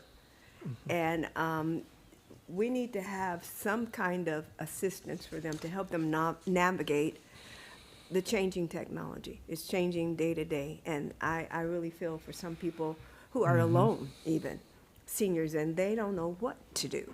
So I think we could be a resource for them. Okay. Great. I would like Yes. to add to this too, that we don't be constrained by the walls of the library with this goal. So meeting people where they're at sometimes is important, and I think that fits this category well. Yeah, speaking of access, I'd like to see us, and this may be further in the weeds, but I'd like to see us coordinate our public transportation with the programming, at least have an awareness. Not everybody can easily, if a teen, someone who's disabled, some people don't have individual vehicles, having them be able to access it. I had an event, I was got to talk to the teen council, which was just a delight. Amazing, amazing students we have in this community. And one of the issues that they had about coming to that meeting was they couldn't get transportation. So what a bummer to miss out on something because they couldn't get transportation. MCT came through for them, but Right. making sure that we're being aware of access in that way. Great. List that down here. Any other items to add? Okay, all right. Oh, I sure. know that this kind of goes back to the measurable goals, but in looking at that, you might skim by and be like, well, we kind of do that, right? We have some, bilingual stuff. We have some of this, So again, tracking how much of it, what is this? What does this community need to fill these holes? Not just kind of being like, oh, we offered one service in Spanish, check. Right. Actually dedicating themselves to it and finding a way to measure that actually makes an impact in the community. Okay. So like more community driven, what is actually Yeah. the community saying what they need? Okay. Yeah. Instead of just, again, I think with diversity, you can get away with checking boxes and Sure. actually paying attention and being diligent and. Okay. Okay.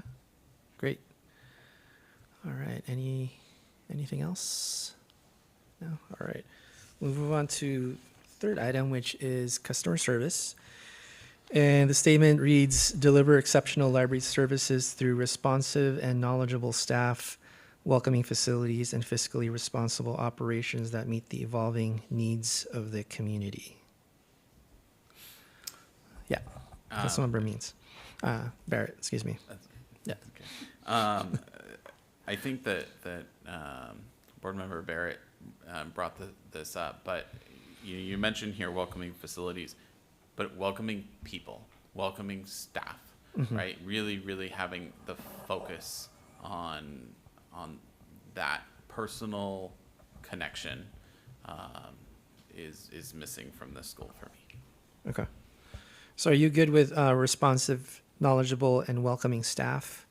And then skip the facilities part, scratch that, and fiscally responsible I operations? mean, I think the facilities are being built, so Okay. we're not changing the facilities. Okay. Get rid of facilities. All right. Jonathan, you got that? Okay. Okay. Anything else here or want to add in terms of any other objectives below? I do. When I was talking about accessible and responsive, I do want that to also include hours available, not just designated to maybe 8 to 5, but evenings and weekends, not just limited to when we have festivals or something that the city as a whole is putting on. Pretty please. So extended hours based on activities that are happening within the library? Yes, Okay, yes. okay. From an accessibility and visibility perspective, Okay. if there is a family that's working but wants to go to the library to have resources available to them if they needed to speak with someone who is a librarian or a specialist within a certain department or something like that, I would want there to be somebody who's there that can help instead of saying, oh, we have to wait for somebody to come in tomorrow. They've already gone home for the day. Okay. All right. Anything And else? how much of a say do we have on employees of the library? Because I know we're hiring a contractor and they're Right. staffing the library, but then the people in the front desk of the library are a direct representation of the city's, services. So Yeah. how does that work? Yeah, no, we would hold that contractor accountable if we ever got feedback from one of their employees getting negative feedback from community members or patrons, and we would discuss with them about changing personnel or providing more training or awareness to the staff member or staff members to enhance the experience that people have when they enter or interact with the library operators and the staff there. So we do have an ability to be able to provide that type of feedback to them. A good example is building and safety, right, who works here at City Hall, right behind the front counter, where we contract with that agency, and if we have any again, complaints from the public or whoever it is, we would have a direct conversation with that contractor and let them know to make improvements, make adjustments. And in some cases, they've changed staff altogether. Right, so that's a reactive way, but is there, Right. is there anything with, are we a part of the recruitment, the hiring part of it? Are we interviewing with them, or? No, So yeah, it's that just- would, They could just drop down any person, and then we have to, yeah, I I mean, guess, we're deal not with that? involved in the recruitment or hiring process. We would share with them the standards that we expect for their staff to provide. And then at that point, we would monitor, those activities, behaviors, work performance, things like that. But we wouldn't get into any specifics about hiring, recruitment, or disciplining anybody. Yeah. okay, can we? Is that possible? Again, we would make recommendations, but as a contractor, that would be under their purview Okay. to implement. Hope for the best.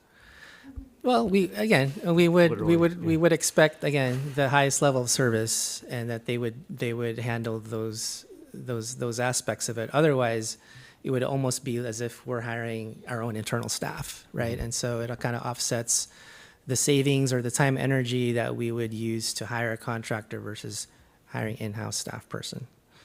Thanks. That was where having metrics, really detailed metrics around this and proper data collection, I think, comes if we can't have that control, and we shouldn't necessarily have that control if we're trying to outsource the cost. We just have to make sure that the metrics we decide on are spot on, and it's proactively getting information and leading indicators, not reactionary. It also frustrates me a little bit when we have to wait for something to have gone poorly before we can take action. Not saying anything about current staff or any to that regard, but metrics about the level of customer service. We did that with the economic development team here at the city. I say we because it's wonderful, and I take credit when it's wonderful. But they changed the way that the response times are. They looked at every customer, every patron as a customer, and what would we do to win that business? And it changed the mindset from the way that I think most cities work, and I think it's something that makes us special. So continuing that throughout all of our programming, I think, is only doable with metrics. I just wanted to touch on a point about contracting services. As somebody who's not currently a contractor, but has worked through an external vendor to contract with a company, while I would obviously interview with a contractor, I would also generally have interviews with the client that I was going to be servicing directly. So I don't know that I can accept somebody who doesn't let us at least identify certain important key employees that are going to be working at our library, that we don't have any say, especially if we're talking about the librarian. I think that the librarian definitely would need to be interviewed by Parks and Rec, perhaps by a panel of city council. I'm not sure that I'm comfortable with that expectation of our contracting arrangement. And just to be clear, Yeah. we do interview with our contractor for our librarian position. So staff would go through that interview process as well. We usually don't go through the very beginning. Our contract would vet a couple of librarians, and then we would be kind of in the second interviews, but we've done that in the past. So. Yeah, But- and but that the is lower level staff, we generally have not. Correct. Yeah, absolutely the leadership team, and you would expect that whoever the respondent is to this RFP would have a profile of the staff and the librarian, they may propose. But yeah, to Director Jeremy's point, we contract with the sheriff's office, we interview the police captain, our police chief. The fire department, we contract with them. They notify us, or at least meet with who the next fire chief will be. Again, building and safety, we would meet with that building official and actually have an opportunity to meet with them. So in terms of the leadership, you're absolutely on point, Vice President Bateman. Thank That's you. what I was getting at too, the leadership Oh, okay. part of it. Yeah. Sure. Okay, so that does make sense. Yeah. I see. Okay. Good. Great. Anything else on category 3, customer service? No? Okay. All right. So number 4 is technology. And the statement reads, ensure the library is a hub for innovation and digital learning by expanding access access to and use of emerging technologies, creative spaces, and digital media resources. I don't have a suggestion in terms of the language, Okay. but this is just an area where I wanted to comment about, in addition to the public comments that we received in writing about like staffing levels. In this space of technology, like even using the word innovation, generally in public sectors, we are way behind private sectors. So I just wanted to note that if we truly are talking about doing anything innovative, the staffing in this area, it's not to say it isn't important in those other areas, but if we're truly trying to be innovative, it just can't be a typical person who works in a library. Otherwise, there's no way that we can be innovative in this space without the number 5, which is the partnerships element. So it's not to say it's an either or, but it certainly has to be a priority in either 4 or 5, or else the concept of innovation really is, it really just becomes a word, and it's very easy to not get even close to innovation when you start at the implementation phase. So I just wanted to make sure I noted that. Okay. So I think what you're trying to say is that, well, I don't want to put words in your mouth, but if a company were to come in that was very tech heavy with expertise in their organization, then I think we could be innovative, right? Absolutely. But then if yeah. we're not, if you have a group that's not necessarily there, then you want to rely on groups to help be innovative. Agreed, but it also would be tied, like if the RFP, if they're giving us suggestions to try and do what we're talking about, maintaining current staffing, I think it's about 7.5 FTE, and they're supposed to do everything that we're currently doing and do something that's innovative outside of what we're currently doing, specifically in this broad area of technology, that becomes a stretch versus giving them the flexibility to say, yeah, we can do this, and we feel like we can recruit somebody to be able to put the city in a good place to start, but we can't do it with 7.5 FTE, and that's what I mean. There may need to be some sort of investment, and I didn't want to box this in to say that's necessarily tied to the contractor with that FTE, but it would you would need to be clear, if I were the contractor, to be very explicit about how they are going to be the hub to recruit that element to place the city in a space to be able to be innovative. Right. Yeah. Yeah, because things like, 3D printing, AI, I mean, that's a great thing to have. I know I 3D print stuff all the time, and I'm constantly fixing that thing. So unless they have someone on their own staffing, I think Germany are going to be there fixing that thing every night, which is totally fine. We can do that. Yeah, and the reason I'm bringing it up here is that I didn't want to talk earlier, but almost everything that we talked about, attraction, outreach, equitable access, customer service, and partnerships, the tech piece and the AI piece can enhance every single one of those, but in the hands of just a general person, there will be very little enhancement, and I don't think it's too much to say very little innovation.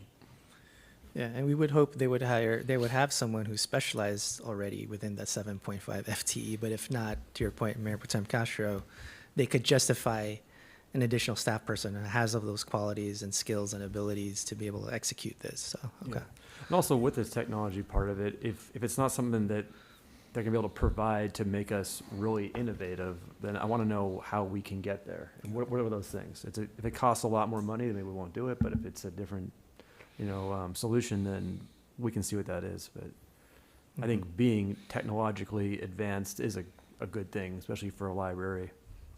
And if I may, we've had this conversation amongst staff a couple of times because we do know, and an excellent point, Dr. Castro, that we anticipate that when we go out for an RFP and we let these prospective library operators see these goals, right? These are the 5 things that they need to be focusing on 100%. This is the most important thing that's come out of our library board and our city council. So when they look at something like technology, we fully anticipate that they're going to come back during that RFP process to let us know that, what it's actually going to take if we want to accomplish some of these things. And, it may take more staff on their end to accomplish that. But that's part of that RFP process, and we fully expect to have those discussions. So.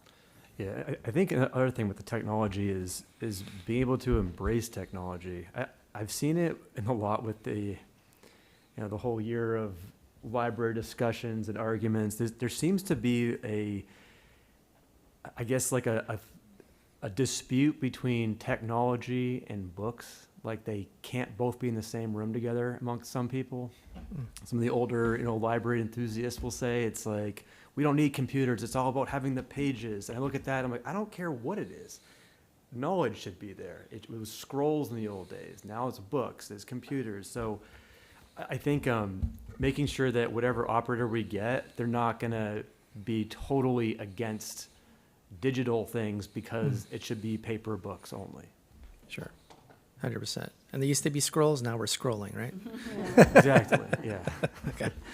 I just wanted to make a really quick point about technology because we seem to be very focused in the technology conversation for the goals related to services and offerings and programs. But I think we also need to make sure that the vendor that we bring in explains to us or presents options or has solutions from a technology from an operations perspective. A lot of the reason, not a lot, maybe some of the reason why we haven't gotten the reporting and the metrics and the information that we want from our current library is because the technology is not implemented in our library today that allows us to be able to track and understand unique visitors.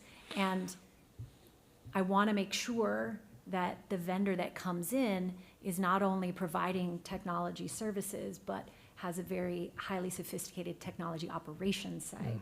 And I want to make that clear in this as well. It's a very good point. I know our IT manager here, Chris Thompson, really appreciates that statement. More stuff for you to fix. Yeah. But yeah, that is a great point because we do devote a lot of time, resources with our own technology staff helping with the operations or just the computers or whatever it is, the software that they're using. So having that sophistication or ability to do that would be a huge resource and benefit. Great. Anything else on this category? Seeing none. Okay, moving right along here. So we have partnerships, and the statement reads, foster strategic, collaborative, and innovative partnerships to increase educational opportunities, expand library services, and enhance community experiences. So any changes, adjustments, anything to add in terms of the objectives here?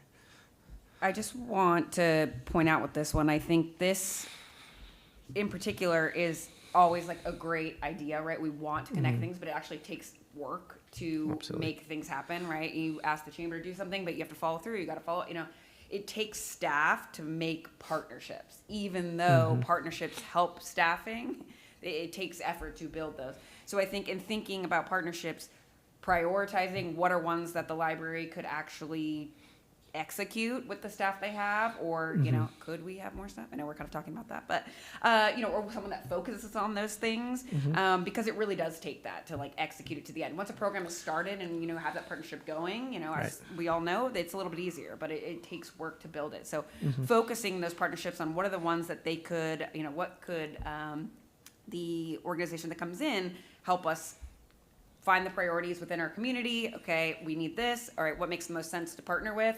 Focusing on those things and really getting like some key partnerships in town established, rather than spreading thin and trying to do 50 different things, 50 different partnerships.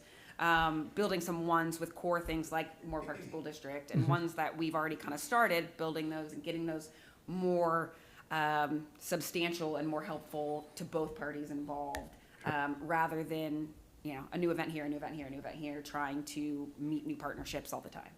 Makes sense. Great point. Yep. Councilmember Barrett. I also think partnerships is a place where the library board can be instrumental, right, in helping facilitate some of those partnerships, and your involvement in community organizations already really helps you make that connection. So I think that's a great resource in the board.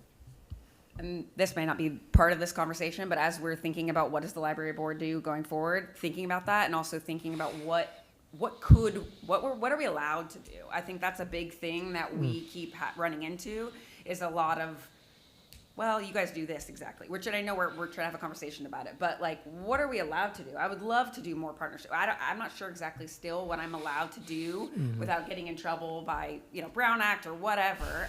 So, You're not gonna get in trouble. well, you know what I mean?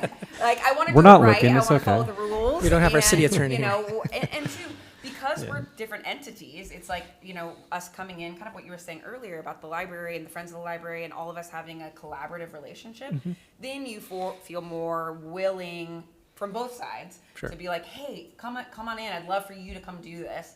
Where we're on the same team. Whereas Sure. right now, I think we can all say it doesn't feel that way 100%. And not that we don't have good individual relationships with them, but as a body, I want us, to wrap our hands around each other so that we can help with those partnerships. Just going off of what Councilmember Barrett said.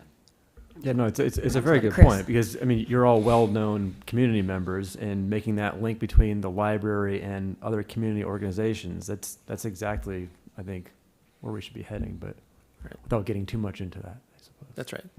Noted it for discussion. Amazing. For the future. I just want to bring up one thing really quick that I don't think that we've addressed quite yet, and so I want to make sure that it gets addressed. I think there is, this person is, or this services organization, this person that we're going to contract with through the RFP is not walking in to the library we had 5 years ago or 10 years ago or 2 years ago. They're walking into a brand new structure, and there is a launch component of that. And there are different activities that happen at launch than happen in a sustained facility. And so I would love to make sure from an RFP perspective that we get their launch plan, that first 12 months. What do you do? Because partnerships are going to be key in that. Outreach is going to be especially important for that. And then to look at it from a sustained perspective. So give us your launch plan. Let's say brand new library, brand new facility. What are you going to do in that first 12 months Great. to sell effectively the library to the community and really encourage that engagement? And then once we have done that, what does that sustained program look like? And it may look like additional staffing initially, to be able to forge those partnerships, to be able to create that outreach. And then the other thing that I just want to say about this, we have lost a little bit of fidelity because so many of you, and I will point them out because some of you were really fantastic. I was nowhere near as eloquent as some of these folks. I don't even know who this is. Who is this? Library Council Member Blunt. You had a goal statement, and that is reflected in these goals that we see here. But you then have 4 separate paragraphs of examples of what can be done in some of these areas. And I believe that in some of this, we've lost the fidelity of the specific suggestions that were made, and a lot of thought went into quite a few of the people that put this in here. So I just want to make sure that we don't lose some of that fidelity in those details that are in this document when we provide it to the folks as part of the RFP process. Yep. I just wanted to add, first of all, I appreciate the conversation. I need to backtrack a little bit to put a couple things together. Councilmember Barrett, I don't disagree that the library board could be a part of it, but building on what you just said, there's that phased implementation. And I want to tie it to, it's not necessarily a suggestion, but if you notice in the technology description, it says to ensure that the library is a hub for innovation versus in the partnerships we're just fostering. And that gets back to, it would be very easy without the accountability piece. If it were just initially the library commission and committee responsibility versus the vendor's responsibility, because we can hold them accountable to whether or not it does happen. And again, just it's not a worry, it's just an awareness that you could do these things without necessarily being the hub. Like that person or that entity could say, yeah, we fostered these relationships. You just need to go to that part of the city, or you need to go this part of the city, but it's not actually happening at the library. So again, just to, if we feel that it's necessary to be explicit that with the partnerships, that those partnerships can and should be expected to be a hub at the city, because we've already discussed about how the college does this, the district does that.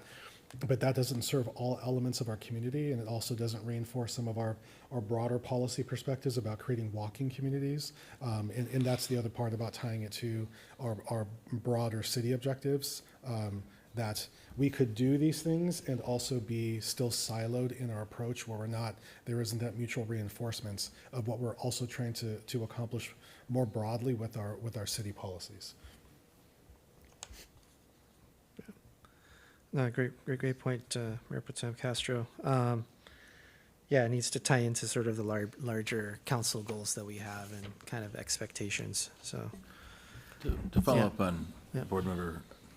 Vice President Bateman's point, Mhm. will these details, if the applicants are interested, be made available? The sub-points that we all said, would those be made available to a potential respondent to an RFP? So if they're interested in hearing more Yes. about those details, they'd see them? Yes. Okay, great. Yes.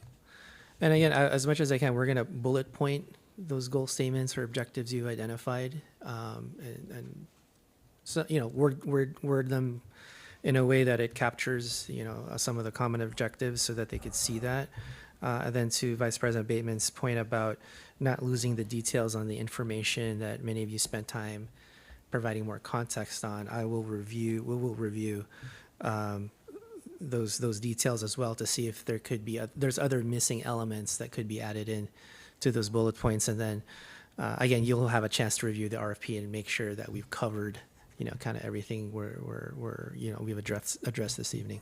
I just wonder if as a addendum or an appendix item, here's the paperwork that was submitted that created that. They don't have to look at it, but it's there. We could do that. Yeah, absolutely. We could provide that as an addendum, just all the forms that you've submitted, and so they can see it verbatim, how you described and the context you provided. Yeah. I think that would be great. I wanted to go back to what Dr. Castro said as well, because I think it does justify changing the statement that's up on the screen, and changing the word foster to be just hub for. Okay. And I think that clarifies your point that you were making, and we do want it to be a hub. So, Okay. thank you. Yeah, if everyone's good with that, we could replace hub and just put, foster. It looks like we already did that, hub for strategic, collaborative, innovative partnerships. Okay. Great. All right, anything else on that, or any other comments in general on any of the statements, any objectives you guys have thought about? We're putting a RFP out. We have 5 items that we're going to highlight. Budget wasn't mentioned anywhere.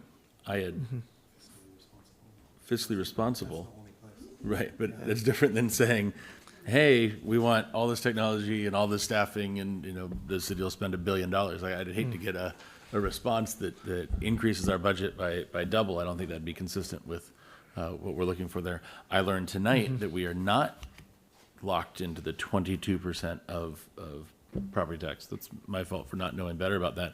I thought our budget was relatively fixed with that number because of how we exited the county. I am not prepared at this time to weigh in on what that number should look like or what that escalator should look like. I don't know if 22% is benchmarked against what top libraries are doing. I don't know if we, in the budget discussions that we have elsewhere, because I know I can't talk about things that aren't agendized, but as we're looking to try to maximize every dollar, are we maximizing every dollar? And if we give these initiatives without tying it to a specific dollar amount or expectation, I don't know what we get back and if it's usable. So I'd be curious to know what we do with budget, and if there's suggestions on how this works, I'm certainly eager to hear. Yeah, and I think it's as we kind of talked about earlier, our intention is that we're going to go out with an RFP similar to the contract provisions we have now. We have 7.5 FTEs. That's kind of the expectation to move forward. Like I mentioned, we did a lot of things in the library to minimize staffing. Some of these bigger libraries, we've learned from them by having not having the ability to monitor different areas and having upstairs and all kinds of craziness, right? So we're pretty confident that managing library operations as they are today can be managed with the same staffing levels that we have. But as I also mentioned, we now have some pretty strong goal statements and expectations for a new library operator. And I think we will hear about that during the RFP process, and that's when it's our expectation that they would bring that to us and say, well, yes, here's your proposal for 7.5 FTEs, but if you really want to focus on technology, you're going to need X, Y, and Z. And I think we'll learn about that when we go out to the RFP. And is that typical of how an RFP would go? Let me take it back, because what I don't want to do is be a typical anything. I want to be extraordinary, and we have the opportunity to do that here. But within budget, though. Is it typical of an Extraordinarily- extraordinary RFP? We're trying, aren't we?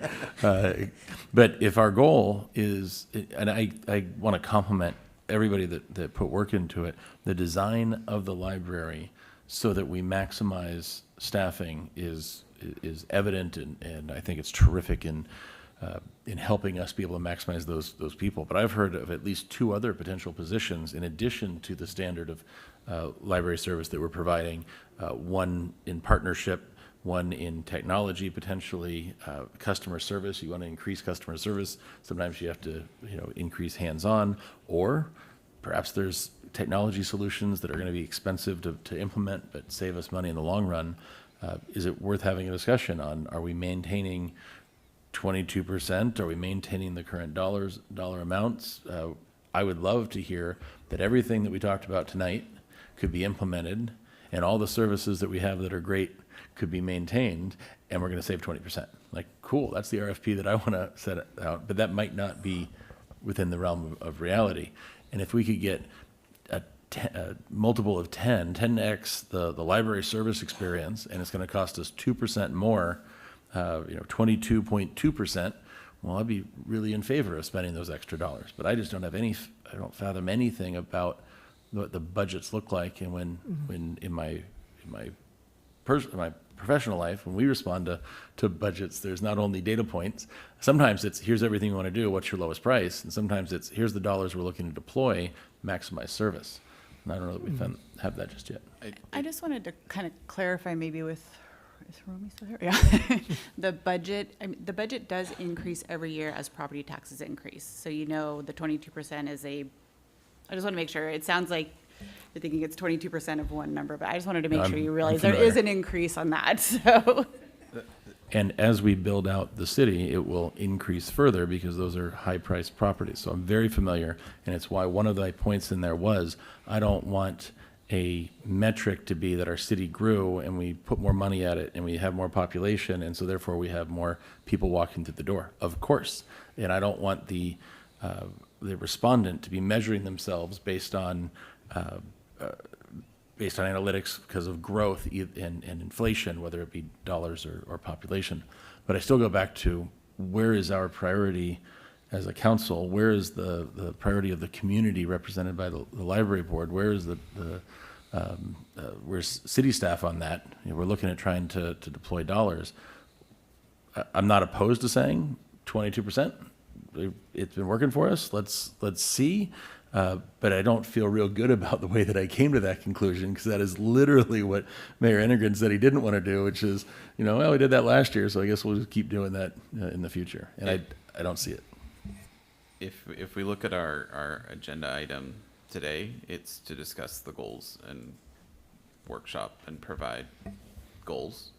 So I think that, budgets and numbers are unfortunately not necessarily the topic of discussion. Yeah. So my new goal would be to do all of this within a budget. Well, I think I know what Councilmember Barrett is saying, and these are our goals. This is what we would like to see. Right. When it comes back as this is what it's going to cost, we start cutting some goals off. Honestly, that's what you have to do. If our line item of technology being a forefront hub of technology for libraries is going to cost us way more, then the question is, what's the cost benefit of that whole thing? Yeah. Do we want to chase that and do more because we're going to provide a lot more, or is it a really expensive thing that we don't need to have?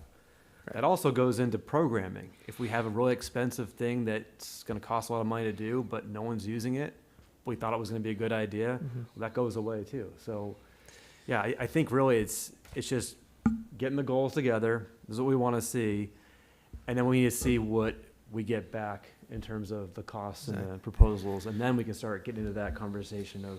Yeah, and if I could add to that, I want to go back to, which is why I tied the technology to the partnership cost, because the vendor, if they are good, would be able to identify what the assets within the region are, and they could do things that other organizations do. They reach out to the universities, they form a partnership, they work with professors who have doctoral or master's students in those areas. They put that information, embed it within, this goes back to the sustainability piece, your launch versus what happens over time. And then you're basically getting a mutually reinforcing partnership between some other agency or entity, and then we become the beneficiary of that. And it's generally pretty cost neutral, but there has to be a vision for the fact that technology is a priority, but partnerships are a way to potentially accomplish that. Doesn't necessarily have to be that way, but I just wanted to say, like, I am not necessarily saying that to accomplish this, you need an FTE, but you do need a dedicated person, whether it's a part of that initial 7.5 FTE, and they need to be accountable versus the library board. We wouldn't be able to hold them accountable for doing that. Great, be additive with partnerships if that ends up being the thing, but they're certainly not the accountable body that if this doesn't happen, that it was their fault. Yeah. And the only thing I would add is, Councilmember Barrett sort of alluded to it, is we would get, and the mayor has sort of provided, once we get the proposal and you guys make the selection, and then, even through the process, try to identify whether or not, there's enough financial resources available to do everything you want to do. You're absolutely right. We would have to maybe cut some of these things down, similar to kind of how we do the existing budget process. And this sort of lines up well with how we're going to prepare for the next 2-year budget cycle, because hopefully it lines up where the selection of this operator will be happening maybe in January or February, which would be around the same time we go through developing the next 2-year budget.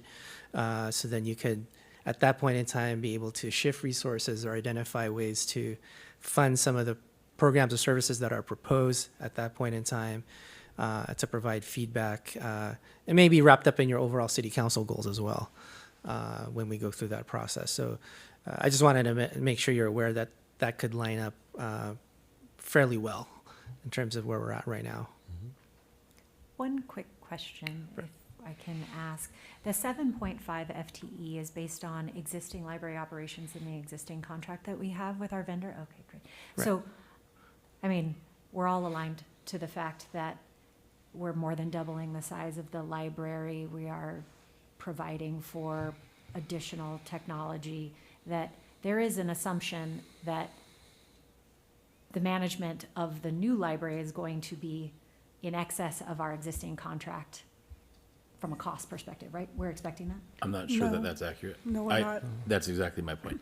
Oh. So I'm right with you. Okay. We've talked about additional people. We have not talked about additional Money, budget. yeah. Okay. It was stated that the way the library was built would not, it would be built to a point where we can keep the same level and the same amount of people that we have now to be able to service those areas, which was one of the reasons for making it single story, correct?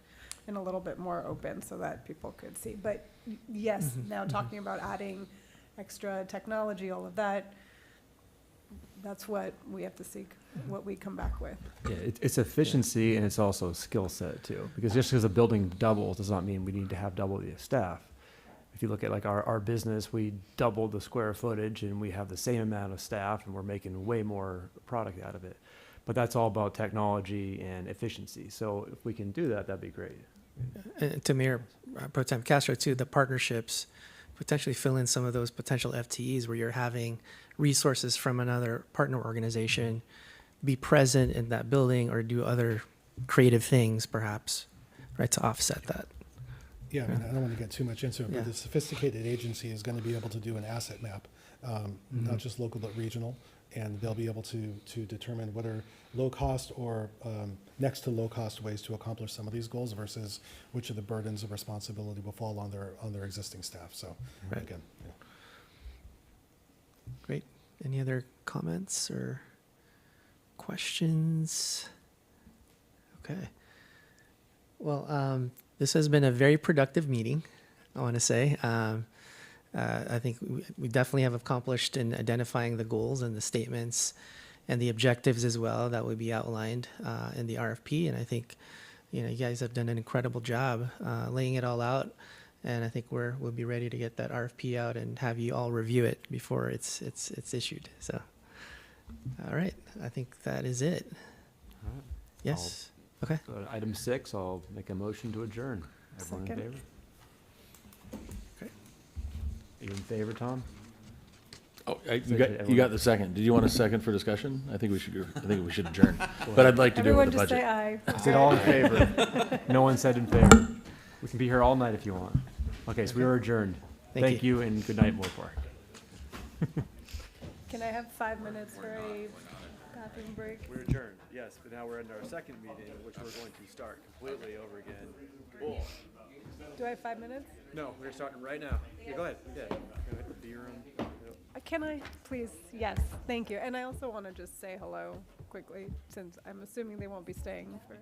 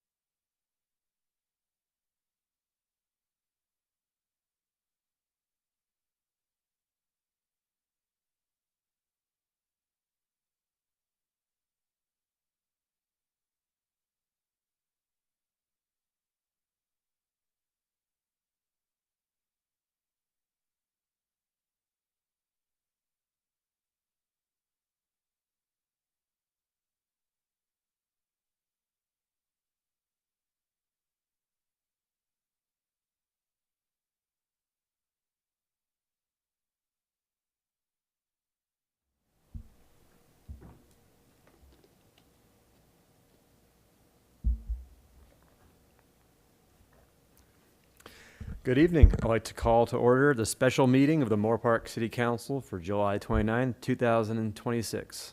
Will the clerk please take roll? Good evening, Councilmember Barrett, Present. Councilmember Castro, Present. Councilmember Delgado, Present. Councilmember Means, Present. Mayor Integrin. Present. Next is public comment. Are there any speakers? No, Mr. Mayor, we have no public comment speakers. Okay, move on to item 4, closed session. Mr. Gagahana. Yes, staff requests to recess to closed session. Thank you. We'll move on to item 6, which is I'll make a motion to recess to closed session, even though it says adjourn. Second. A motion and a second. All in favor? Aye. Aye. Thank you.